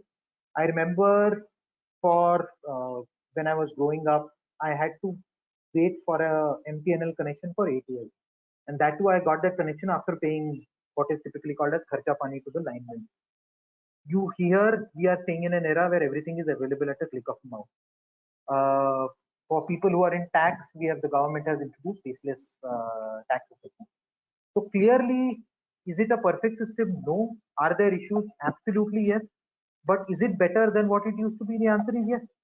And obviously, as I say, by nature, I am an optimist, and I do firmly believe that the situation is only getting better. Though if you are in the middle of it, you think it's all dark and gloomy, but no, that's not. See, you say a forensic report is fact finding and cannot give any opinion, whereas in the start of the case topic drafting report, the speaker focused on giving conclusion. How would you deal with the same? Honestly, I was not a part of it, so I cannot comment on it. But I think conclusion tends to be viewed very narrowly. When you say conclusion, and this is I'm picking up from what Vishal said, from a forensic audit perspective, the lender community just needs to look at one or two words, whether it is fraud or not, diversion or not. So I think conclusion is a lot more broad based on that. And I do think that from a fact perspective, you can probably state facts and still be able to sort of not leave the reader of the report hanging in terms of what does the report say. I think it's a fine balance, but I still think it's possible. Question number 5, please share some typical examples of audit procedures conducted. Is there audit procedures that is generally prepared? I don't think, and this is what I think I talked about, I don't think there is typical audit procedures. It's not a stat audit at the end of the day, it's forensic, it's advisory. As I said, there are a whole host of options available, 4, 5, 6 different things. The idea, and as I talked about, and I spent considerable time discussing that, is the idea is to A, identify what those issues are, and B, in order to tackle those issues, what are the work steps that you will need to take. Depending on each situation, the work step will be customized. Cannot be a one size fits all solution, because fraud is dynamic, organizations are dynamic, organizations are of different size, scales, and context. So clearly there cannot be a one size fits all solution. What there is available is there are 5-6 methodologies available, and you can probably select one or more of those methodologies which is specific to that particular instance. Uh, in most of the forensic engagements, lenders insist that we give a specific conclusion how to handle that, and that's absolutely a valid question. We ourselves face those issues. I think, as I said, it's also part of the educating the lender. I'm aware that the institute also is coming up with guidelines on that, and I think those guidelines will go a long way in having that discussion with the lenders in terms of a conclusion. As I said, conclusion can still be sort of, you conclude what are the issues you identified. For lenders, conclusion means one or two words that they are looking for. It's a challenge, and it can only sort of be resolved through further engagement with the lending community. I am on question number 7. Is transaction audit under IBC different from forensic investigation? Transaction audit under IBC is different. Definitely, there are specific 3 or 4 elements that you try and find out in a transaction audit that are defined under the IBC. So if you probably just read that up, that will be clearer to you. And last question, if proper support is not received from the company employees due to conflict of interest, and we are continuously in touch with our appointer, I mean our client, and we are not able to finish our work within timeline, what are the options left with us? What about the remediation we have committed? Since our time and effort has gone, but we do not have results due to no fault of ours. No, that's an absolutely fair point. And as I said, that's why the idea is to keep the client updated on every single thing. So as I said, in one of the things how to do for the challenges of a forensic engagement is that if you feel early on in the engagement that you're not getting the support, please raise a flag right and then itself, rather than telling the banker 10 weeks down the line saying, you know what, I don't think we have received the required support. It is also equally important, as I said, whilst bidding for a forensic job, saying what is the expectation of the client in terms of the support that will be provided by the target. So hence it is very important to sort of document that. And if we are not able to, in terms of timelines can be, as I said, can be stretched on account for no fault of ours, and the only solution to that is continuous engagement. If at any given point of time you think that the data is a lot more complex, the data is not structured in the way that we would like, and hence we will take more time, bring it to the client's notice, because the only thing clients hate is nasty surprises, that to right at the end. If 2 weeks into the engagement you feel that I had committed 6 weeks and you know what, I don't think it can be done in 6 weeks, I will require, let's say, 8 weeks or 9 weeks, please bring it to the client at that point of time. You might get away with a rap on the knuckles, rather than telling him or her 6-7 weeks into the engagement saying, you know what, I don't think I'll be able to complete the engagement this week, I will take 3 more weeks, because then that will be an extremely bad conversation. Can you please guide tools? I think that's a generic question. I think that's taken offline. And I'm working in internal audit department. I want to shift to fraud department. Forensic auditor, as I said, I think in one of the slides I have covered, first and foremost, open mind. Second, persistence, not giving up. And third, creative, out of box thinking. I think as long as you have these, anybody can become a forensic accountant. I think, Pranjal, we have come to the end of the question. Yeah. Those the answers which you have said were they're true and correct. However, I have one question, Samir. Can I ask you a question? Yes, please. Yes, please. If I'm into, I got a assignment of the forensic audit. I've started with my timelines and I've initiated. I've got all the details required by the company, and the issue was different with than the department which I was looking into, and accidentally I got that issue. How do I report in the how do I present with the client? Like I was looking into a receivables issue and I got into creditors issue. Okay, fair enough. From something. So I think fair point. So what you can do is, obviously you have found an issue which is not in your scope of work. So what you need to do is communicate to the client saying, my scope of work asks me to look at department XYZ. But during doing this, I have come across potential issues in department ABC. Is that an area we would want me to look at? Because if that is an area that you would want to look at, it will be over and above your current scope of work and hence may take more timelines. There can be other commercial considerations.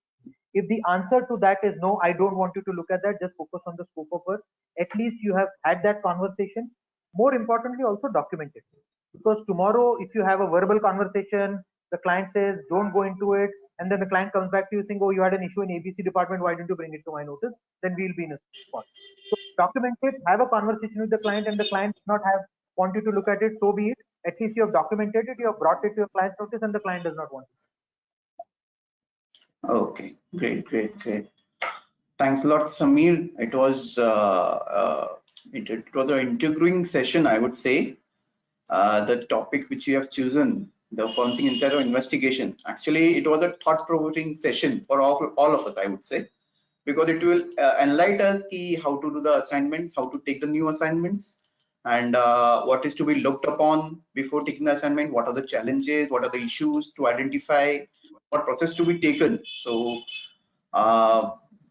it was a thought-provoking session, first of all, and enlightful for all the young forensic auditors as me. I would say you have experience of 20 years in this field, so I think you would be one of the founders of forensic auditors in India, right?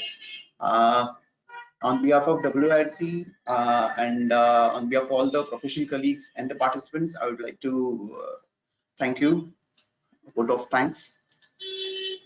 Thank you so much, Pranjal. It was a pleasure to be here. Thank you so much for having me here, and all the best to all the participants who have tuned in. Thank you so much. Thank you. Great, Samir. Now I would have an opportunity to introduce to your colleague, I would say Samir, Rushabh Bhatt, CA Rushabh Bhatt, and he's also from GT, Associate Director. And he has more than 13 years of experience in the field of forensic investigation. His exposure is mostly into corporate investigations, corporate intelligence, fraud risk management, cash flow monitoring, etc. His major specifications or specialization in the fields are infra, logistics, banking, health sectors. He has worked in multiple continents. You can say 4 majorly, that is Australia, Africa, Asia. He has been licensed with many regulatories. Obviously, in this field, he has to be, such as SFIO, RBI, CPS, SEBI, ED, Mumbai Police, etc. And he's associated with 2 of the big 5 accounting firms in last in his tenure of the career. I would introduce CA Rishabh Bhatt. Hi, Rishabh, can we see you? Yeah, your video is not on, I think. Rishabh sir, on karo video.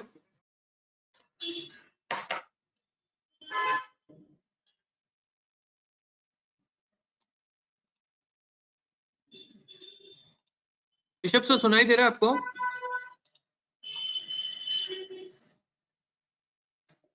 आवाज जा रहा है?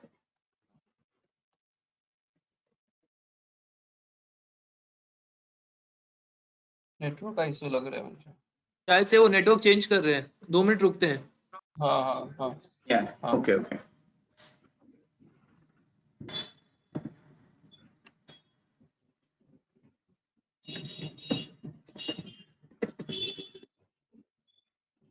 Hi. Can you hear me? Yeah, Rishabh, we can hear you. Hi, I'm Cannot really see sorry you. for the bad network zone, so I'm really sorry about that. I'm trying to share my. Rushabh sir, camera on करिए। I did. I don't know what's the issue here. I'm sharing it my webcam, but there is somehow. Sir PPT इसको sir 2 minute के लिए PPT minimise करेंगे या बंद करेंगे तो फिर आ जाएगा सर। ये काम करिए अब जाना। हाँ आगे sir. Yeah, we can see you now. We can see you now. Great. Thank you so much. Should I start? I hope I'm audible to everyone. Sir, Rishabh sir. Yeah. Yeah. Hi, Rishabh. I think you were not the one who was introducing you, right? Yeah. Let me give me let me give me again a chance to introduce you Thank you. to all the participants. Our second secretary for the day, C. Rushabh Bhatt. He is Secretary Director in GT, Grant Thornton. He has more than 13 years of experience in the field of forensic investigation, audit, and accounting. His exposure he has exposure in various domains of forensics such as digital technology, cash flow monitoring, corporate investigations, fraud risk management. His specialization in following sectors also is much majorly in infra, logistics, banking, and health sectors. He have worked in multiple countries, multiple continents. He has he is licensed with many regulators because in the field which he is in, with SFIOs, RBI, CBI, SEBI, Mumbai Police, ED, etc. He was also associated with two of the big five accounting firms during his career. As of now, he's currently in GT. So I would like to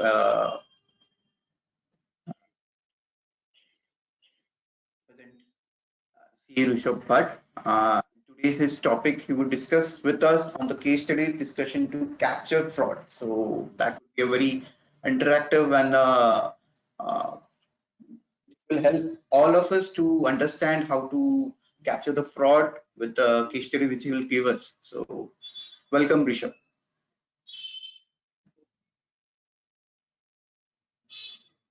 Thank you, Sam. Thank you so much, Pranjal. Hello, everyone. Good evening. Let me just, as I start this session, I would like to say that whatever we discuss, this will be my, whatever I say, this will be my personal views.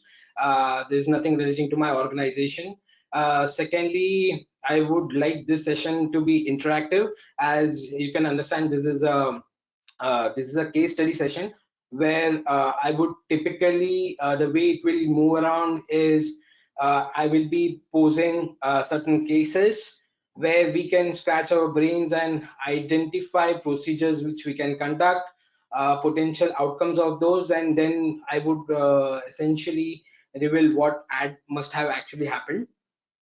With that being said, let me just move on to the presentation quickly.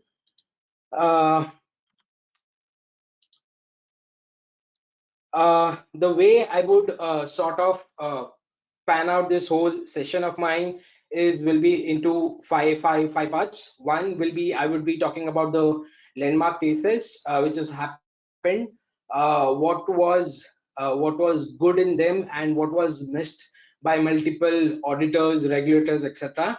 Then I would touch upon the fact about some specific types of fraud, like in specific industry specific frauds like evergreening of loans, etc.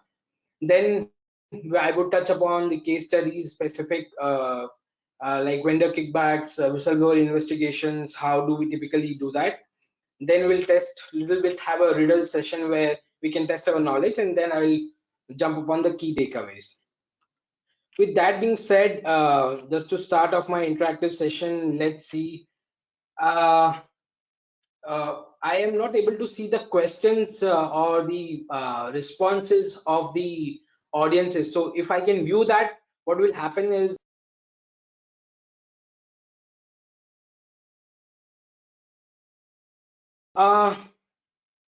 let me just see. So now you can see that. Questions, right? On the questions chat box. Yes, on the questions, yes. And the Oh, questions. okay, great. Guys, so typically what we are seeing here is a man lying dead. There's a place, he appears to be in his office. The place is very disorganized. There is a graph chart. There is a man running behind from the window. The windows are open. The AC is on. I would typically like you to spend few minutes of your time and decide whether it's a murder or a suicide. I'll just give 2 to 3 minutes. Please think about it. What could be the possible scenario in this one? And please post your answers in the question sessions. So question chat box, I would be reading that out too. Okay, Bhavik has said it's a murder. Excellent. The floor is a messy. Yes. Mugdha has also said it's a murder.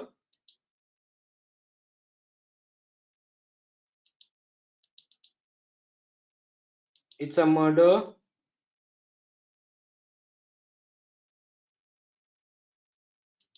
Bloodstains on the wall. Suicide. Excellent, Abhishek. Running. Murder as windows are open. Okay. Suicide. Okay, great, great. So typically what we, and whenever I pull up this picture, saying it as a murder, few people saying it as a suicide. From suicide angle, we can probably say he drank alcohol. If you see the flow chart, the graph chart, possibly that it's a progress report where he's not been performing well, the company's not been performing well. That's the reason he has run into cash losses. He drank some bottle of wine, threw things around, and sort of did a suicide. um, it can be also a murder because obviously there seems to be the pen. If you see, it's upside down. It's not in the hands, or not typically where it should be. The man appears to be running. And the AC is also open, so typically nobody would keep the AC on as well as the window on. So yes, both the sides are possible. With that being said, I wanted to bring also this picture out, where through our upbringings, through the way we sort of our experiences, certain things appear to us in certain way. We tend to become biased towards it. uh, we tend to think that what we are saying or what we interpret of certain things are correct, which is not always right. Each individual has a different perspective towards things. Sometimes, and that is when I interact with the regulators, and when we sort of sit in front of some accused in a case, we typically hear that certain justifications which he gives, for example, entering into a loss transaction or entering into not an arm's length transactions, they are backed up by reasons and they appear to be genuine, though regulators or any other person might think it otherwise. But it is there, as Samir highlighted it in the last session. Please, the first and the foremost thing as a forensic auditor needs to happen is we need to be unbiased, we need to have open minded, we need to ensure that we are aware of our blind spots, and we are able to overcome them. With that being said, typically remember that forensic audit is, we have a larger responsibility. It's not just finding, we have been assigned something, we find certain facts, we report it, and then let others take care of it. As Samir rightly said, we have a responsibility.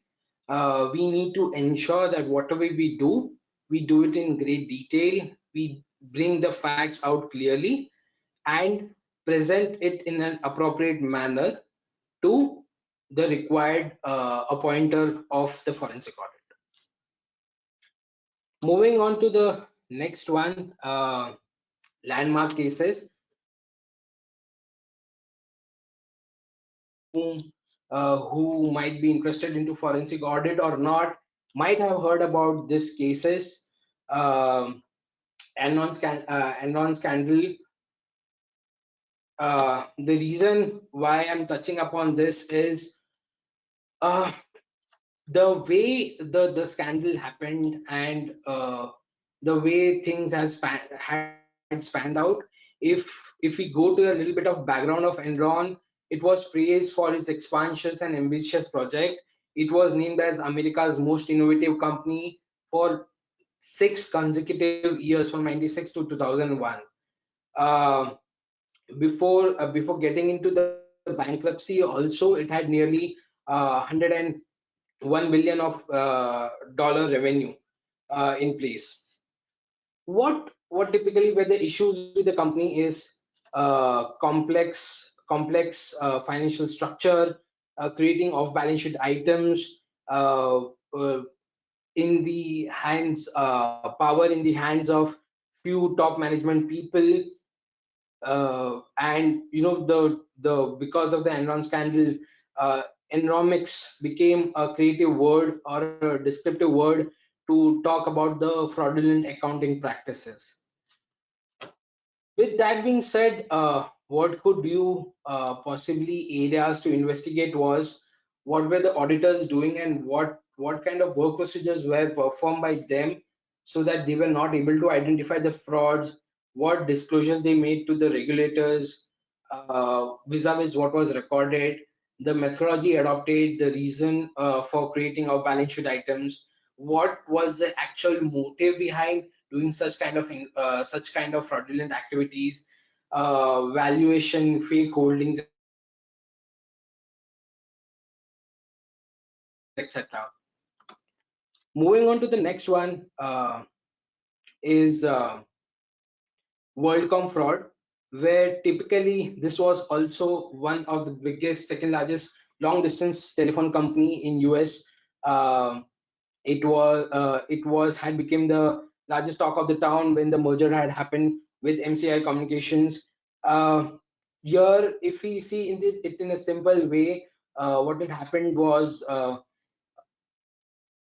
operating expenses, typically which needs to go into the P&L, profit and loss account, was being recorded as a capital expenses, and due to which uh, basically the profits were inflated. There were inconsistent accounting standards being followed. Again, complex company structures which hid this fraud. Now, with that, touching upon what people in India would be aware about, I would not name here, but typically with this background, people would be able to recognize it. It was one of the largest IT companies. It had more than 50,000 employees and worked with 70 plus nations. Um, this typically 2008 2009, when this happened, the chairman itself made a confession that it had misrepresented the accounts to the board, the stock exchange regulators. He had been fooling everyone for last 7 to 8 years. uh, uh, then this involves areas, this typically also led to a practice of auditors getting bank statements confirmation from the bank directly from the bankers. This investigation triggered it. So this was one which we were talking about. Moving on to the next one is Bright Shining Bank. This also is very well known in the public domain, uh, where basically it was second largest government owned bank in India. A letter was written to the Prime Minister's office, where certain people thought that this could lead to a huge scam. Uh, Investigation was ordered, and uh, revelation was stated that certain fake letter of undertakings were issued without making entries into the banking system. Uh, why I touched upon this is what is so amazing to note is all these companies, if we talk about, had shown consistently shown good profit performance. The agencies, the other credit rating agencies, always maintained positive and stable outlook for these companies. There were in all these companies there were never an adverse opinion by the auditors, nor any bad news with regards to the regulators and all that. these companies were regarded as one of the best, having the best internal control practices in place. Also, if you look at these companies, typically decision-making power was in hands of few top management officials. Board of directors consists of would like typical people of yes men and so.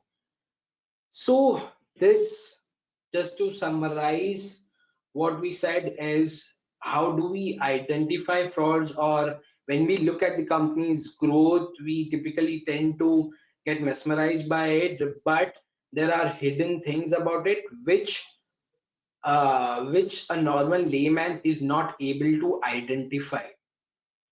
With that being said, I would move on to what should, as a forensic expert, what should trigger your thought process, or when you look at such kind of companies where there is consistent profit, where the growth rate is great, it is beyond industry expectation. As a forensic auditor, I at least think these are 7-8 things which are unusual in the companies having growth.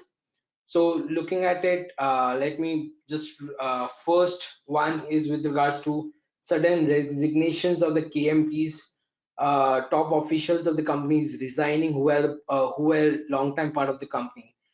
Typically, when you see the company is growing, there becomes no reason of people at top management leaving it, because they are earning hefty profits out of it. However, suddenly if you see few KMPs who are key to the growth of the company resigns, that can be one of the reasons to sort of create a doubt.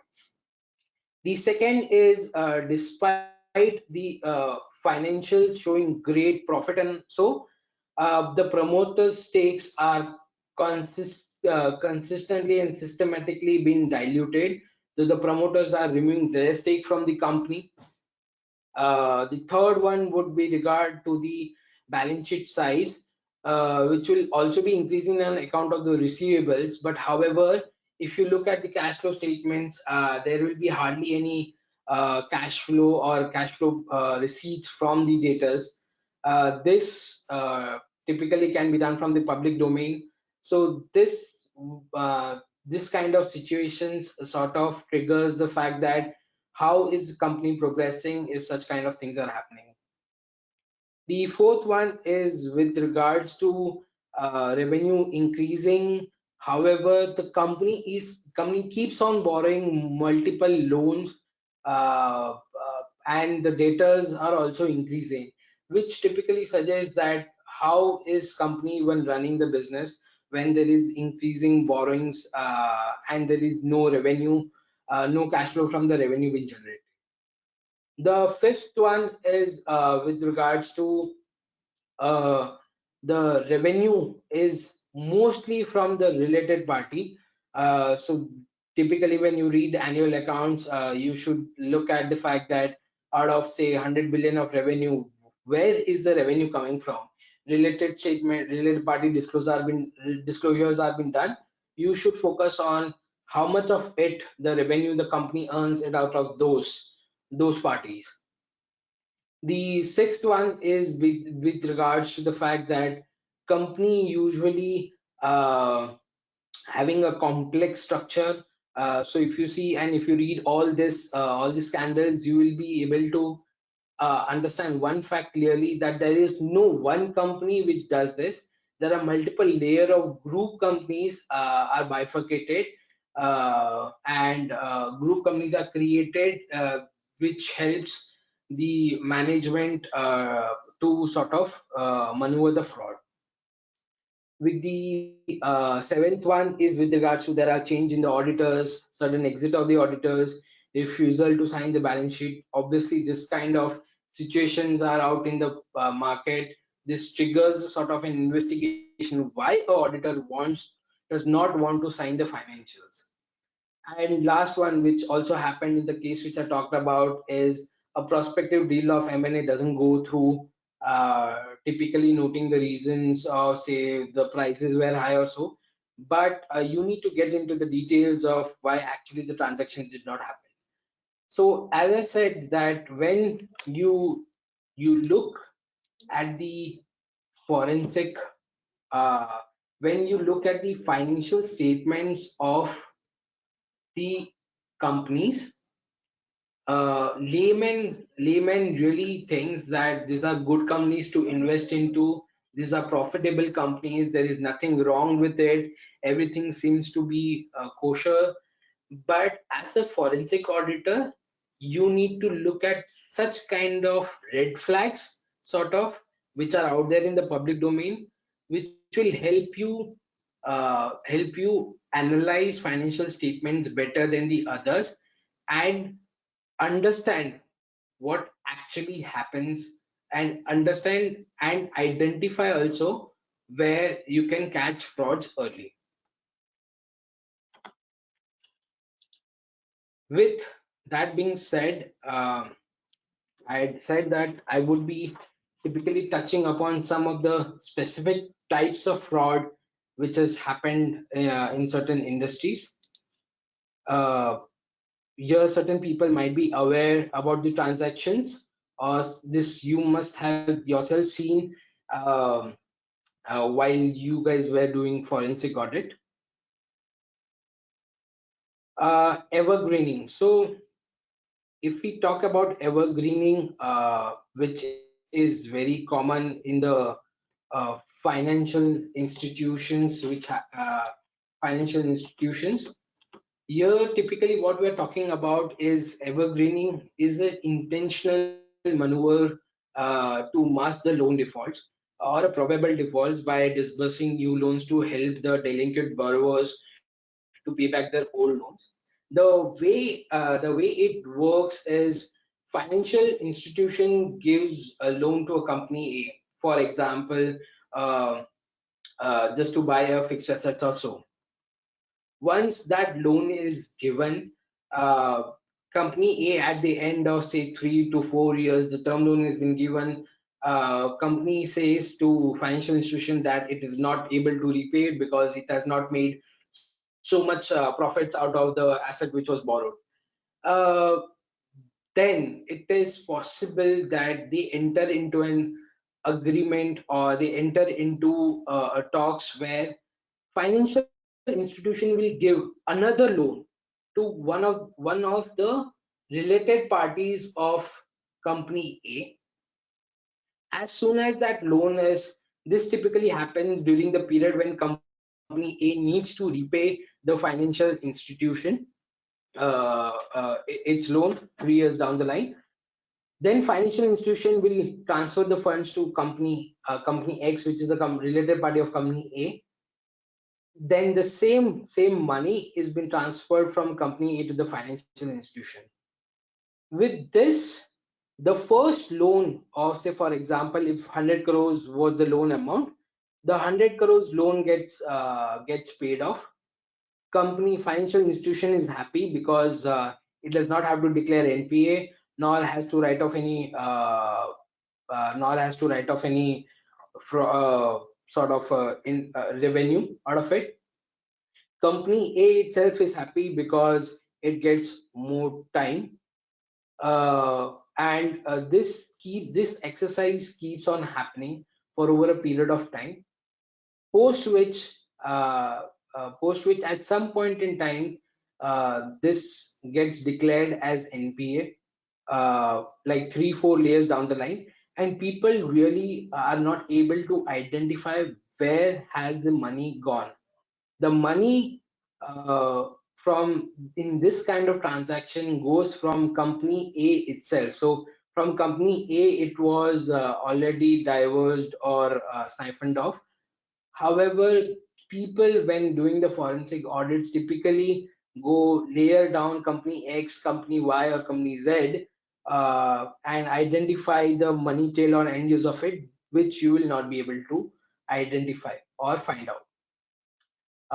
There is a question being asked whether this is a fraud or not.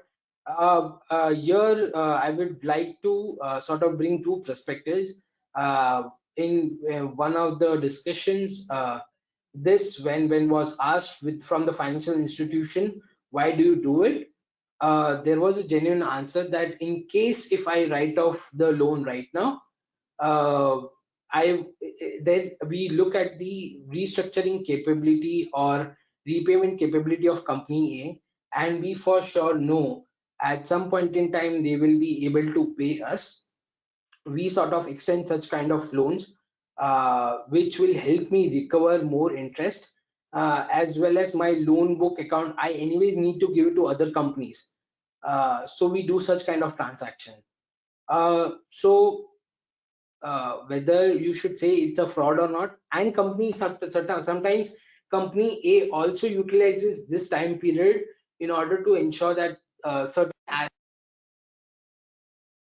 of time to sort of get the returns, for which company A itself utilizes say six years or 7 years period to generate the returns, whereas I can only avail from the financial institution loan for say 3 to 4 years. So I will have to do this rotating exercise in order to ensure that everything remains. I will generate enough returns to return back the loan. So from this particular example, you shouldn't be concluding fraud or not. You need to look at the intent, which in case during discussions also comes out. Plus you need to look and ensure that where company A, the main company where the first loan were utilized, where has that money actually gone. So from the end use of that loan, you will be able to figure out whether there is a fraud or not. Moving on to next one. As I must have said through the discussion, is done to usually hide the bad loans. It is the financial institution has a perspective there to there is an incentive to evergreen an asset so that the provision does not happen. Also, delay in reporting defaults in short runs helps them, but in the long run, definitely there will be an explosion of defaults. Now the fact is, we know that there might be evergreen happening, but the how do you identify, or how do you sort of uh, what do you call what are the work procedures which could sort of identify such kind of cases, where typically loans are looked at into isolation. So what happens is, we look at say the loan given to company A, financial institution giving the loan to company A. Don't look at it in that way. Look at how does the company define the borrower group. Look at the typically the loans given to the complete group. So A, X, Y, Z, everybody is one group. Look at the loans, review the disbursement details and the repayment made. You will, if you find during the quarter ends, also during the repayment dates of typically one company, there is a disbursement made to the another company, you might sort of find a pattern where they are evergreening loan.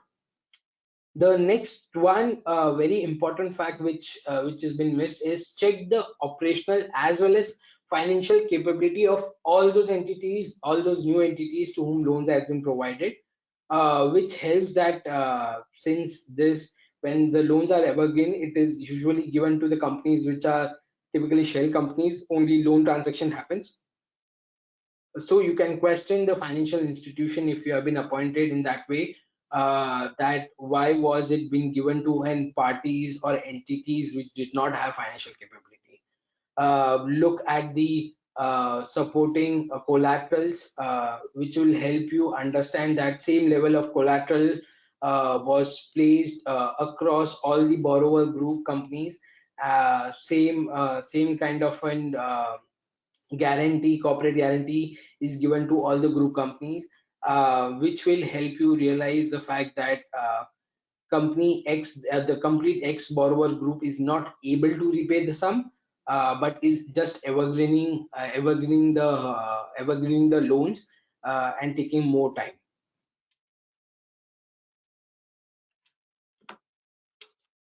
Moving on to next one. This might take a little bit of time, laundering funds through option trading. And typically I say this because it's not what typically people do. But this is a very classic case where basically ABC was in losses and in need of fund. Uh, DEC is a highly profitable company and is a related party of ABC Limited. What they do is they enter into an option trading agreement. So what typically happens here is ABC writes the call option for Nifty when there is a negative market condition. I have put in the trade details out here. So see, on 1st of April 2020, there is an expiry of 3 months. Strike price is 15,000 and a premium is 1,000 rupees per lot. With that being said, whoever writes the premium in option trading receives a fund. So once ABC is in losses, it needs the fund in order to restore its business. So what it does is it typically enters into such kind of agreement or option trading agreement where it receives the maximum premium from the other buyer. The other buyer being the related entity only, they also enter into an option. They buy that contract and they buy that contract and they pay 75 lakhs sort of this to ABC Limited. Now, please understand here, ABC is basically the company who's making losses, whereas DEF Limited is the company who is making a lot of profits. What happens on the 3 months timeline is Nifty, which was trading at 10,000 while buying the contract, has reached now 11,050. Obviously, here DEF Limited has to lap the contract as the actual market price is less than the contract price. As a result of which, due to this transaction, if this is understood, ABC earned 75 lakh actually. So the losses which were there what got minimized a little, and DF, who was making a lot of profits, transferred certain profits to other entity via this transaction. So this is how in option trading market basically the funds get transferred. The profits of certain company are transferred to loss making companies. How do you identify it? This is not a very easy task, but what we can do is and these are very unusual options. So the way it has been traded is there will be not many buyers for this option. That is the reason this kind of transaction happens. So you can, if you there are stock exchange platforms which help you identify unusual option trades with deep interest strike price and open interest. There will be very less number of open contracts in this scenario. There will be unusual trades, the trade logs. If you identify a pattern, so if you might see that this is the only place where ABC might have done profit and DEF might have done losses. Once the funds go into ABC Limited, check what is the end use of those funds. It is quite possible that the funds are later on given back to DEF Limited also. Also look at while I've easily written that DEF and ABC Limited are related parties, but that what you will have to identify in a fraud scenario the nexus and the indirect connection. There is one question to it is just that I will take it up later on. I think it's relating to previous one. But this being said, this is how the funds and money laundering also does happen in certain entities. So this is one of the very famous cases which happens in the share market. The next one is with regards to the project finance fraud. Typically what happens is when a company enters say for example enters into a contract, has taken a project for which for example 100 crores is estimated. Usually the lenders ensure that they maintain a ratio where they will only fund 60%, 60 to 70% of the project value, and rest 30 to 40% of the equity needs to be brought in by the management.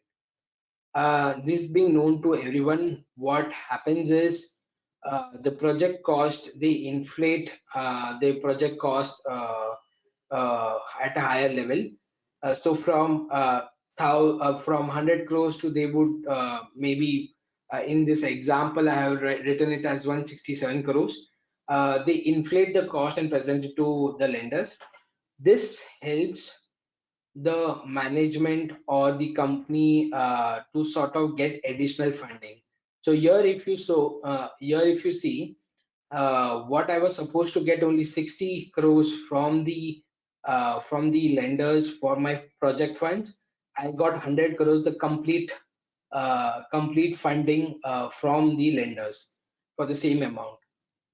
And I had to put in additional, which will be later on drawn down out of the related party transactions.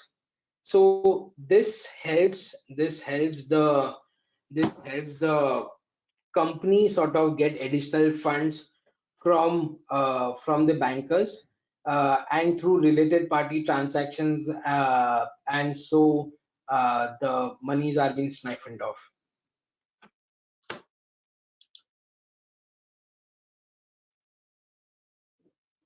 Moving on to the next one, how is it really done? Is basically fake projections are being submitted to the lenders, budgets are being inflated, bid rigging happens, services availed from the related parties are shown at a higher cost, and so on. How do you identify, or what are the work procedures in which we will be able to capture it? So here you need to understand the process of selecting the vendors for pre-bidding documents. Compare the documents submitted to the lender vis-a-vis what has happened actually, as well as internal MIS prepared by the company, where you will be able to know that MIS, while estimating the cost, they had only estimated 100 crores. However, while giving the projections, they showed an estimate of say higher 167 crores or so. You need to do a thorough data analytics, as Samir rightly said that there are tons of data goes into estimating certain figures while giving out the project details. You need to analyze that. You need to analyze the related party transactions were at arm's length or not. Also, you can a little bit gather market intelligence and see if such kind of projects are done at say typically at 200 crores, 100 crores, or 150 crores, or what.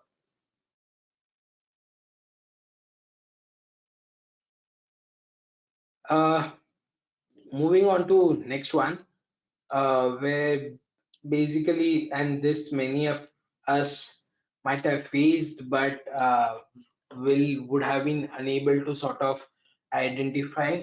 Many of this scenarios are existent during current phase of audits, where what happens is the management tries and maintains a double book of accounts. By double book of accounts simply means that one accounts where basically all the clear and good transactions are being recorded, whereas the other part of it will be where all the shady accounts are recorded in order to maintain the track of it.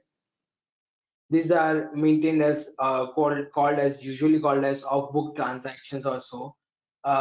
They are maintained manually. Sometimes ERP system is used. Sometimes same ERP system is used, but having a separate sort of servers and database to record it.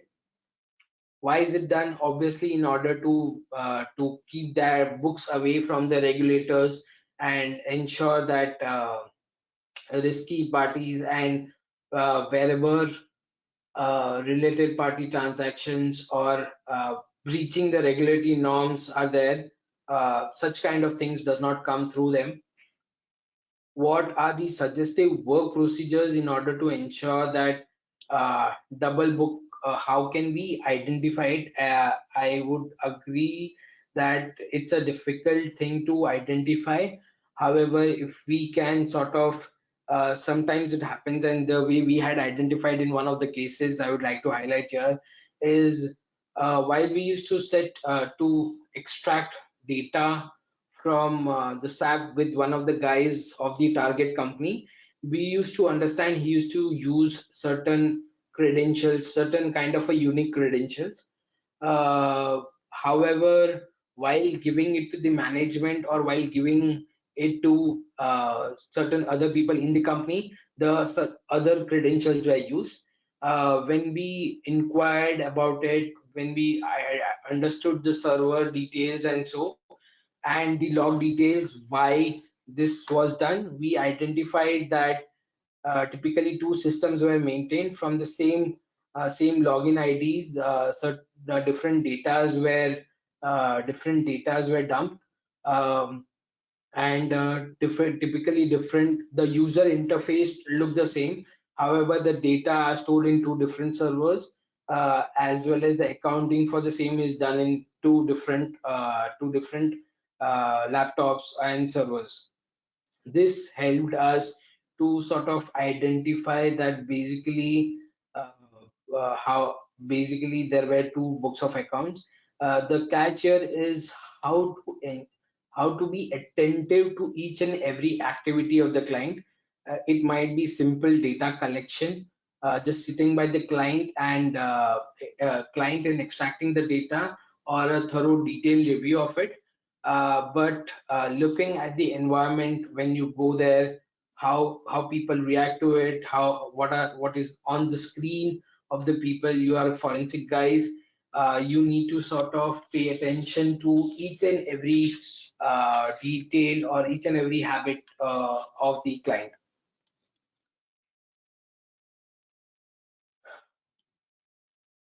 With that being said, coming to the last one is the Ponzi schemes.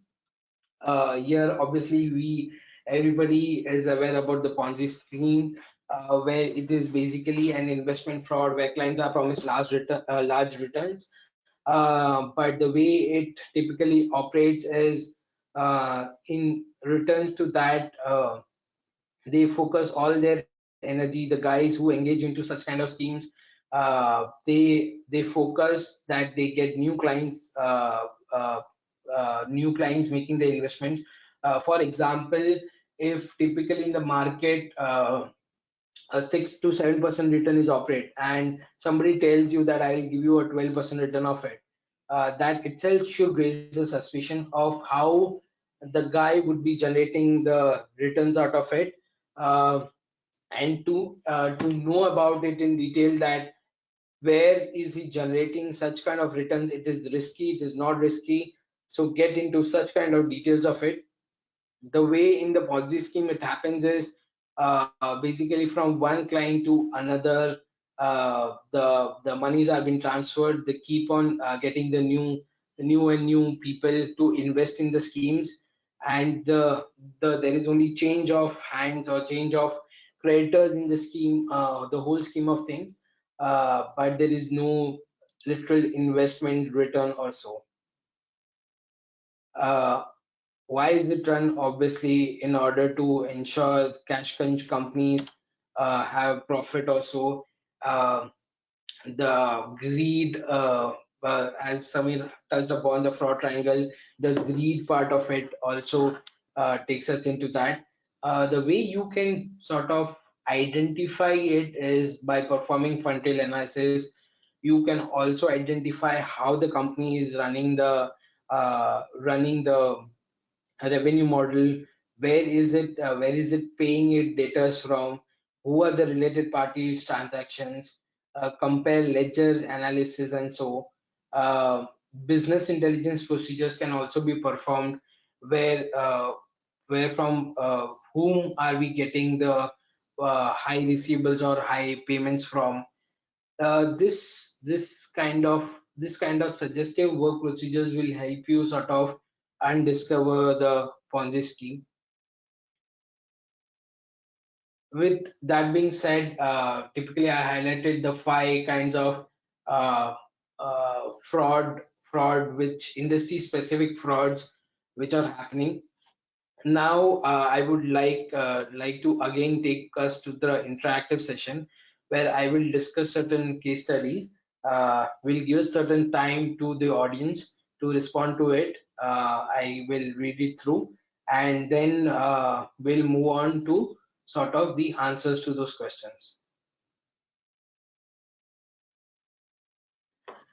So let's say you're looking at background here is basically Mr. X is the purchasing head of ABC Limited. It's a leading manufacturing for sanitizers. ABC Limited has more than 200 plus employee base with a sales and purchase department in place, and being a public limited company has had adhered to the internal audit requirements. Recently, ABC Limited received a whistleblowing call from one of the suppliers who refused to reveal his identity but mentions that he was a long-term supplier for manufacturing the products of sanitizer. He further claimed that since Mr. X, who is the purchasing head, took over, he was systematically forced out from doing business with ABC Limited. Being a forensic auditor, what kind of steps would you perform in order to ascertain the merits in the above allegations? To the audience, please sort of participate, and I would give few minutes.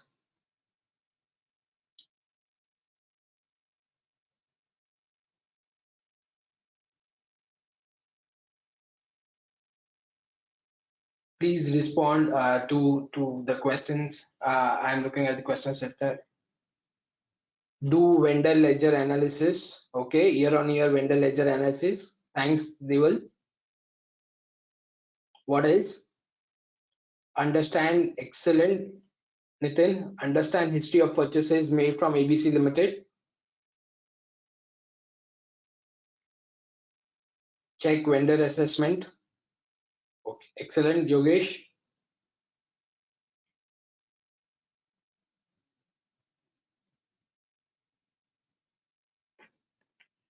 Look for new vendors and their shares in purchases.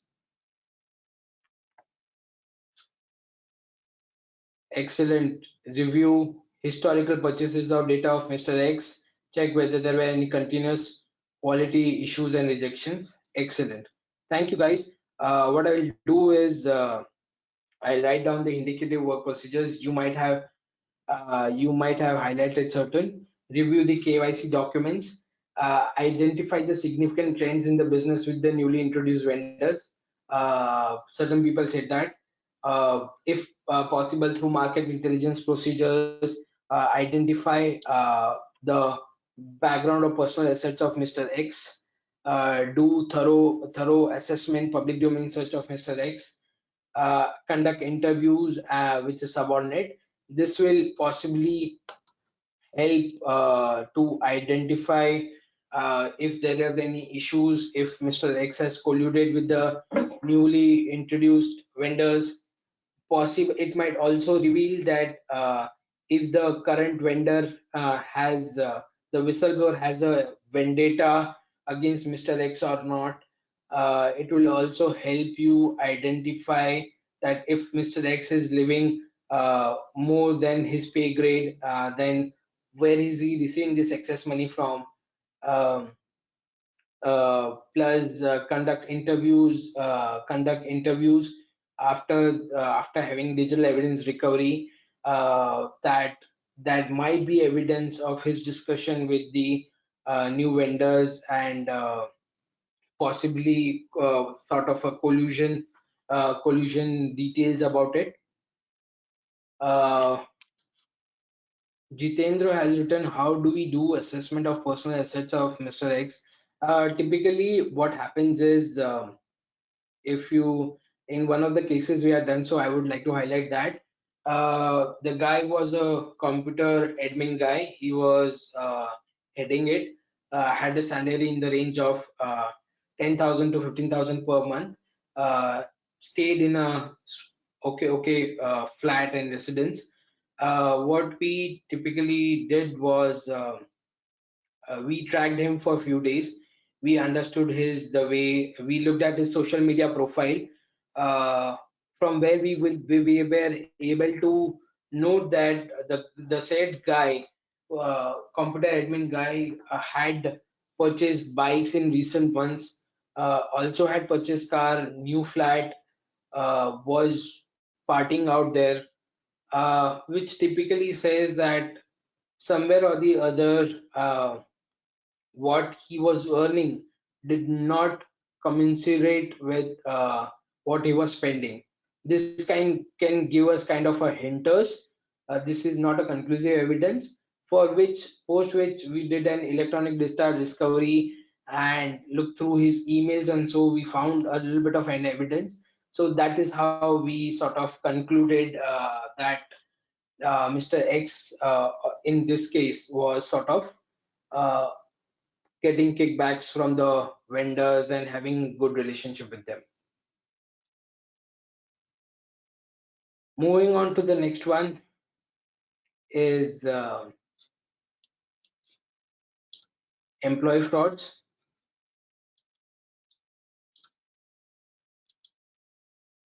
Mr. A is a human resource head of XYZ Limited, which is a lead producer of coal. XYZ Limited has a 5,000 plus worker base in place for extradition and mining of coal. Mr. A, since being the HR head, could create several fictitious seasonal employees in the company's payroll system. Each pay period, Mr. A would pay them along with the rest of the employees, but would keep the paychecks and the cash them at the local check cashing store. No other employee was involved in the payroll process, since Mr. A had sole authority for adding and removing the employees from the payroll and for running and distributing paychecks. Being a forensic auditor, what steps you would take in order to ascertain or identify such kind of frauds? Over to the audience.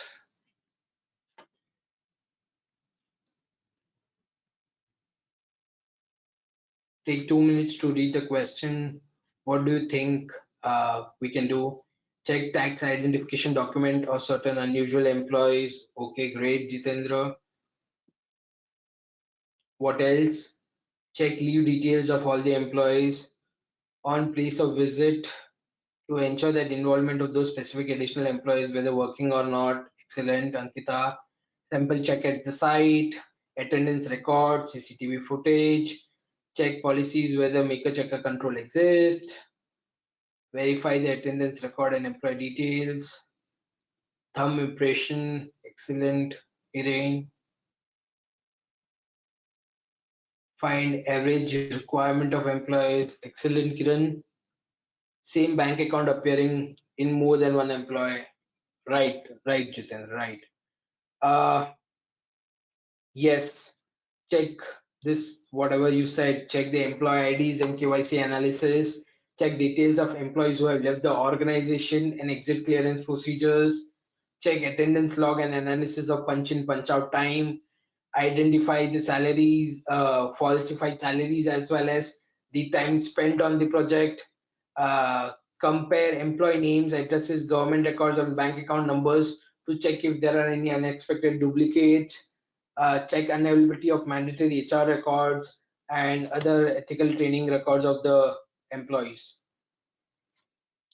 This will help you identify ghost employees. This will help you identify in whose bank accounts the money has been going, how the systems are being breached, how are the internal controls are being taken for a ride. Moving on to the next one would be bribery and corrupt practices. Mr. X is a project director at one of the government agencies responsible for infrastructure development. He was heading the bidding process of one of the projects wherein ABC Limited was awarded the project on account of being the lowest bidder. It was alleged by one of the other bidders that Mr. X has received a bribe from ABC Limited in exchange for letting them know the details of the lowest cost bid on the project. Being a forensic auditor, what steps would you take? Take a moment to digest the question. What do you think we could perform?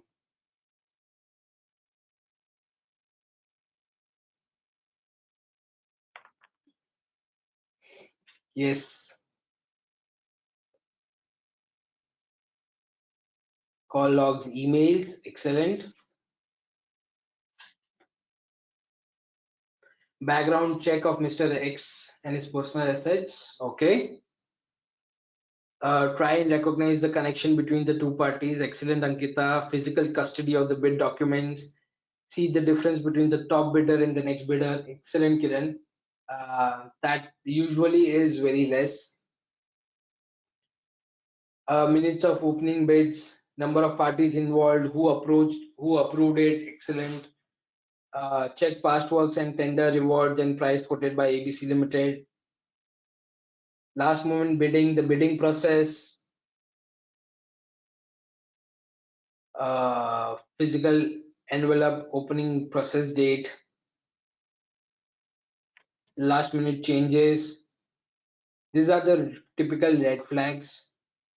So the way you would typically cover this is review of the documentation submitted by ABC Limited in respect of the bidding process, date of submission of bid. So look at the whole process. As somebody said, conduct a background check of X and ABC Limited. Check if there are any relationship between X and ABC Limited. Verification of personal assets, as well as conduct interviews. This might or might not sort of lead, and when we review the documentation submitted by ABC Limited, which shall help in ascertaining if there are any lapses, the background assessment might reveal that there are potential certain nexus. This also can lead to the fact that XYZ was receiving the benefits from ABC Limited, as his income is disproportionate to the spending he does. Moving on to the next one is with regards to transactions with the suspicious parties. During the forensic audit of XYZ Limited, Auditor X, while reviewing the bank statements, notices a payment of 7 crores to a suspicious party called Red Limited from the narration of bank statements. Discuss and approach the way to review the payment being made to Red Limited. How would you do that?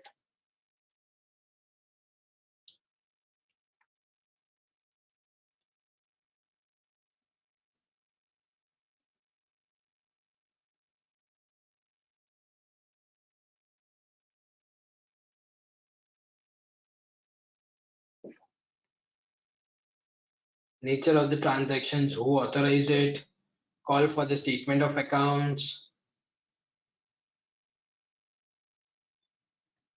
invoices, check the credentials and standing of Red Limited, check the payment in accordance with the financial delegation matrix.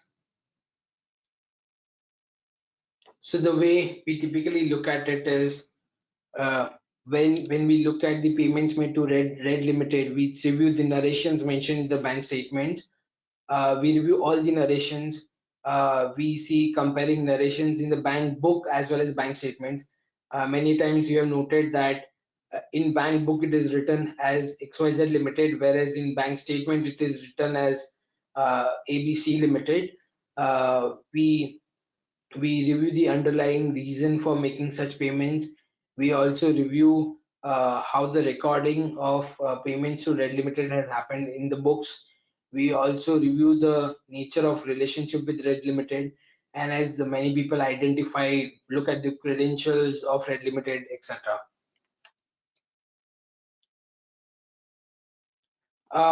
This brings to the last part of my session where typically I'll put in a case study. Uh,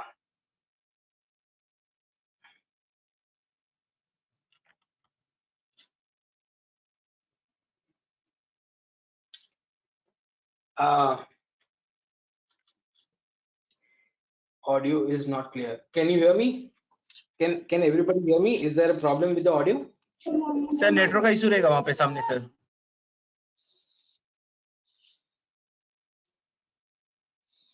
sir उनका network का issue रहेगा इसलिए ऐसा problem आ रहा है। आप continue चालू रखिए sir.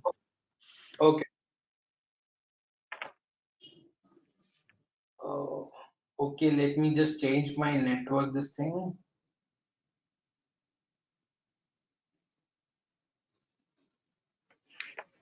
Hopefully you should be able to hear me now. Yes, Rishabh, we can hear you.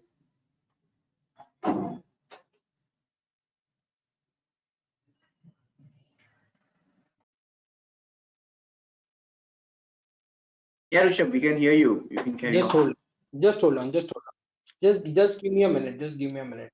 I'm not able to hear you.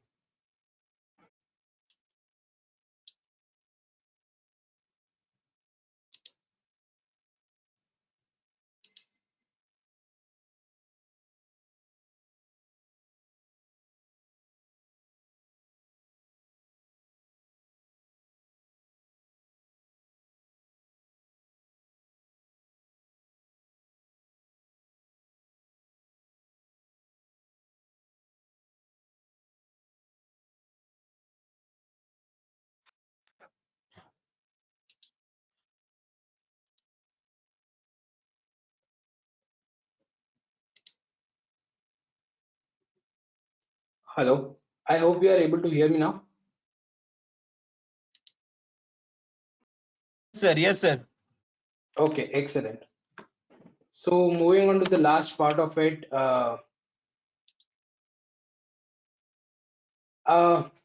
So giving you a few minutes to read this. This is an interesting case where a lady called Rachel knew that there was something wrong, but she couldn't put her fingers of what is happening. Her 4 years old dental practice had enjoyed a great couple of years with the positive online reviews and going a referral network. Her practice should have been done well by now. She was working overtime, but Rachel constantly in the overdraft territory with the bank, and she hadn't been able to take reasonable salary from her practice for almost a year now. By contrast, her office manager Jane, who oversaw the billing and the collection process, had just bought a new house, a luxury car that Rachel had mentioned to buying herself. Jane never took vacations, so she was always on the hand to help out with the administrative duty. Jane had been offered to a loan also to Rachel to help with the current cash flow activities. When Rachel met with the banker to discuss how she could tap into her home equity to help the practice rough patch, Rachel bankers suggested that there might be a possibility that one of the employees might be stealing from her, even as the practice is growing. However, there is no revenue being deposited, or there is less deposit into the bank account. So how do you tend to sort of identify such things, and what would be your take on how to identify frauds in such scenarios? Over to the audience.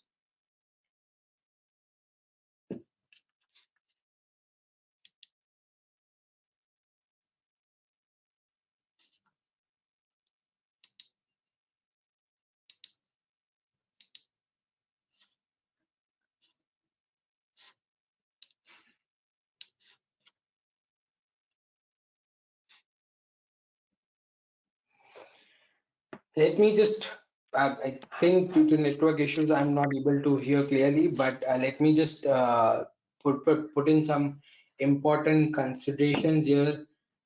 Important to ensure that the people doing the job, there is segregations of duty. Review the integrity of the accounting processes.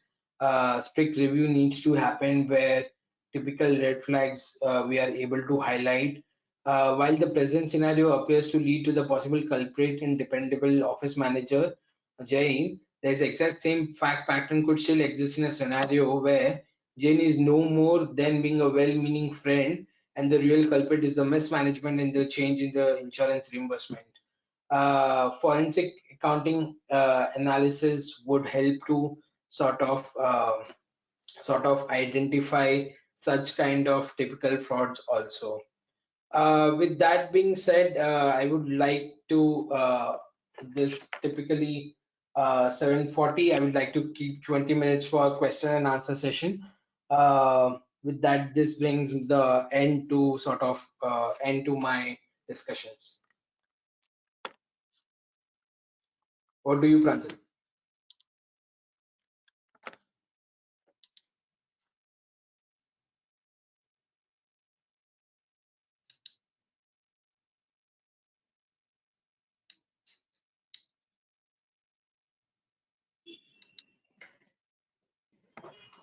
Yeah. Hi, Rishabh. Can you get the questions online, please?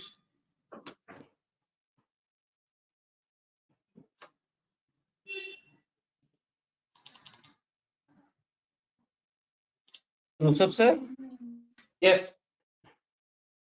Sir आपको मैंने organiser बना दिया sir, आप question देख सकते हो सामने। I'm sorry, मैं नहीं देख पा रहा हूँ for some reason. डिस्प्ले नहीं हो रहा है। हाँ मैडम, डिस्प्ले नहीं हो रहा है कुछ भी। नहीं वो नहीं बोल रहा हूँ सर, जो ऑर्गेनाइजर अपना ऑर्गेनाइजर बनाने के बाद जो कंट्रोल पैनल दिख रहा है ना आपको गो टू वेबिनार का, वहाँ पे जो चैट का ऑप्शन आ रहा है, वेबकैम का ऑप्शन आ रहा है, वहाँ पे देखिए क्वेश्चन का ऑप्शन आ रहा है, क्वेश्चन का ऑप्शन में आप देख सकते हो। ओके, क्वेश्चन के ऑप्शन में मैं देख सकता हूँ, ठीक है ठीक है। Question, yes guys please tell me.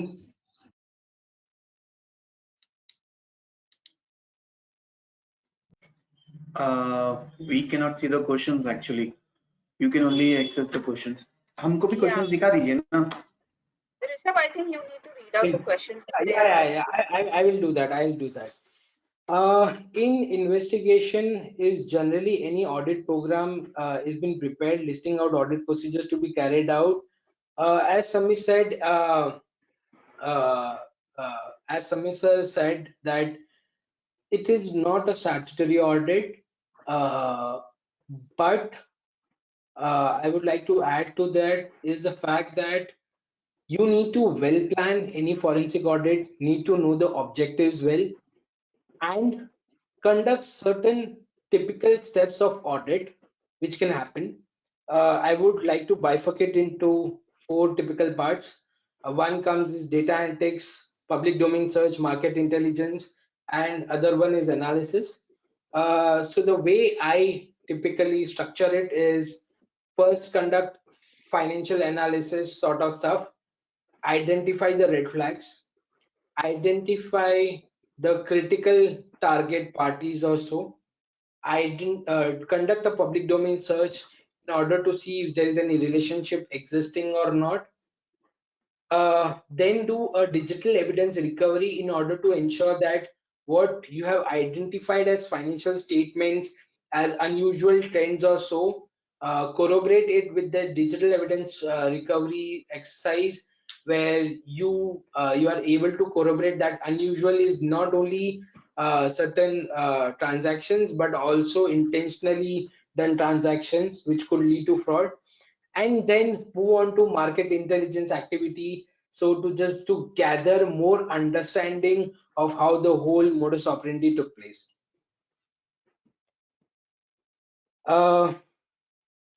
The second question is looking at the scope with the client. Jitendra, please expand the question. Looking at the scope of the client is something half question. So is the investigation in a mild way a forensic audit? I would say so, Kiran. I wouldn't deny that, but as always highlighted by at multiple forums by everyone, please ensure that you are unbiased. You know your blind spots. When you do an investigation, don't get carried away. Meet the objectives of the investigation. Forensic audit also typically dwells into the same kind of things, and ensure that the scope been what has been jotted out by the client is clearly accomplished. Next question, please.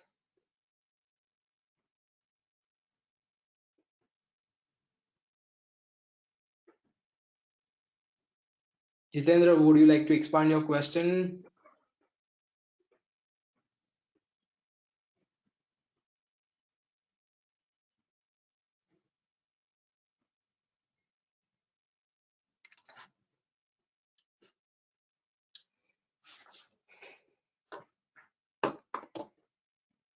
I don't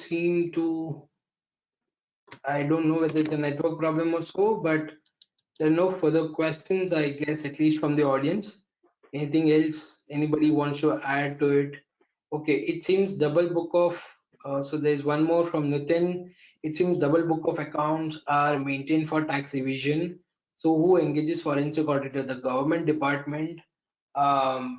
Not necessarily. So double books of account doesn't necessarily means for tax evasion only. There are multiple things when you sort of in recent newspapers you would come to know that in one of the financial companies double books of accounts were maintained uh, to just ensure that the books of accounts appear good. It was a sufficient large portfolio, so it is typically called, and it is in the news also. I can speak about it. It's a Banda books of accounts sort of. So it is maintained to or in order to ensure that clear picture where there are a lot of regulators sitting and investigating or on a regular basis investigating or doing the audits. It does not come to their highlight or their notice. So that is also for which double books of accounts are maintained. Government departments do also appoint the forensic auditors. Um, if a lender A lends to company ABC, and after 4 years ABC repays the loan, because lender B, who is an associate of lender A, gives loan to ABC, is this also evergreening? So just to reiterate the question, if a lender A lends to company ABC and after 4 years ABC repays the loan, because lender B, who is an associate of lender A, gives loan to ABC, is this also evergreening? This typically, so evergreening as such is, if you say, is intentionally you are trying to sort of give an extended credit period to A or ABC company. This might also get categorized into this. This is just a ways in which you are giving extending the loan. So this might also be called as evergreening. How do we develop skills relating to data imaging and recovery procedures? There are multiple courses been run. There are multiple videos available on the net, and today's age is such that you get anything from Google. Just search for it. You will get how to do data imaging, how to do recovery. But please understand, it requires the procedures. Also, it requires tool. It is not something something not been done just by software or so. So you require tools for it also. You can, if you invest something, you will be able to learn very well. Is there any panel from which forensic auditors are appointed? As it is understood, any CA can do the audit. Certain cases, yes, like SEBI, there are other regulators also which on a regular basis every year uh, ensure that they remove a form of to empanelment of a forensic auditor. We have to empanel with them and sort of, and then on the regular basis you sort of, whenever the frauds are there, they sort of choose and appoint from the empanel list of forensic auditors. Herein he's stating that in case if we are as forensic investigator prepare an audit plan and later on the staff of the client do not cooperate with us, we need to reframe the plan. How many times does in general practice a forensic investor change his plan and as such period of work gets prolonged? Kindly guide on this. I agree to this but forensic, you go ahead with a plan, you prepare an audit plan, but you do not stuck to it, because when you sort of sit on an assignment and when you do an assignment, typically what happens is multiple things, it leads to multiple things and multiple scenarios. Client generally, if it is a target who is been accused in this case, would not like to share with you the data. You should be in a position to identify critical data points which should be available with the client for sure and should be able to give. And as Samir highlighted, in case if they are not ready to share or cooperate, please timely basis tell it to the people who have appointed you. They will help you sort of get the things done. In general practice, I do believe this very firmly that in general practice, forensic investigator changes does not stick to a plan. They keep on changing day to day because new leads are identified. It takes you into the new directions. You need to ensure that how do you connect the dots every day and how do you sort of take that thing forward and I mean sort of connect it and ensure that whether there has something wrongdoing happened or not. Ashish has asked outcome of investigations where allegations made against employee handling rule in sensitive areas. Outcome based of investigations which suggest personal gains or lifestyle not matching the profile. How do you report? How do you report the related facts? Facts and the inferences. Is the outcome conclusive of more or inference? As Samir rightly said, for us it is important to write the facts. Also, typically when we write about market intelligence, we typically say it's a hearsay. It's not a conclusive evidence. So there may be a lot of negative people talking about XYZ Limited, but not necessarily that is a conclusive evidence. Your role is not to sort of you are not a judge, you are not there to sort of frame anyone or sort of typically make a report against a person. Your job is to independently identify the facts of unusual nature, unusual transactions which has happened, report it, and it is for the others to interpret it in that manner where you would like to think that there might or be or not wrong.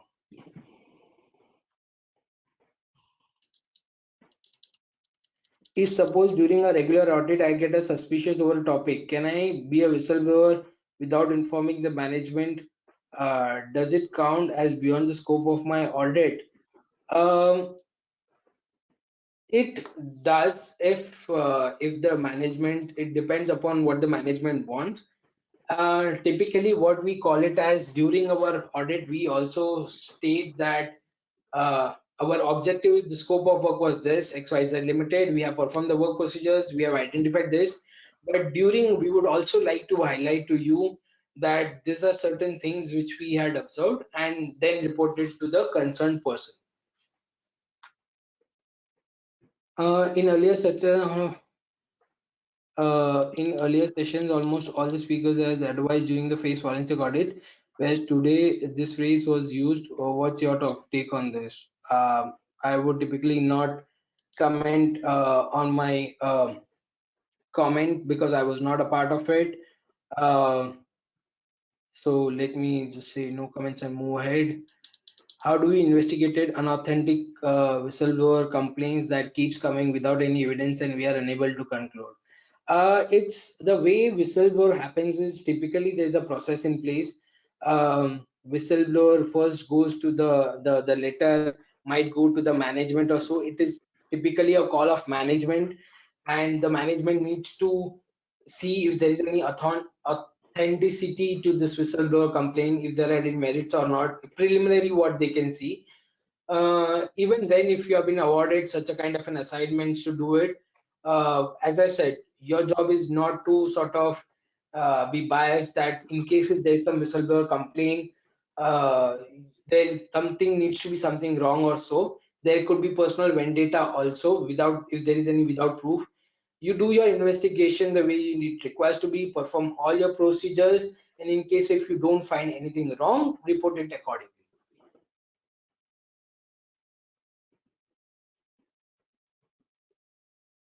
Yes, please. Any further questions?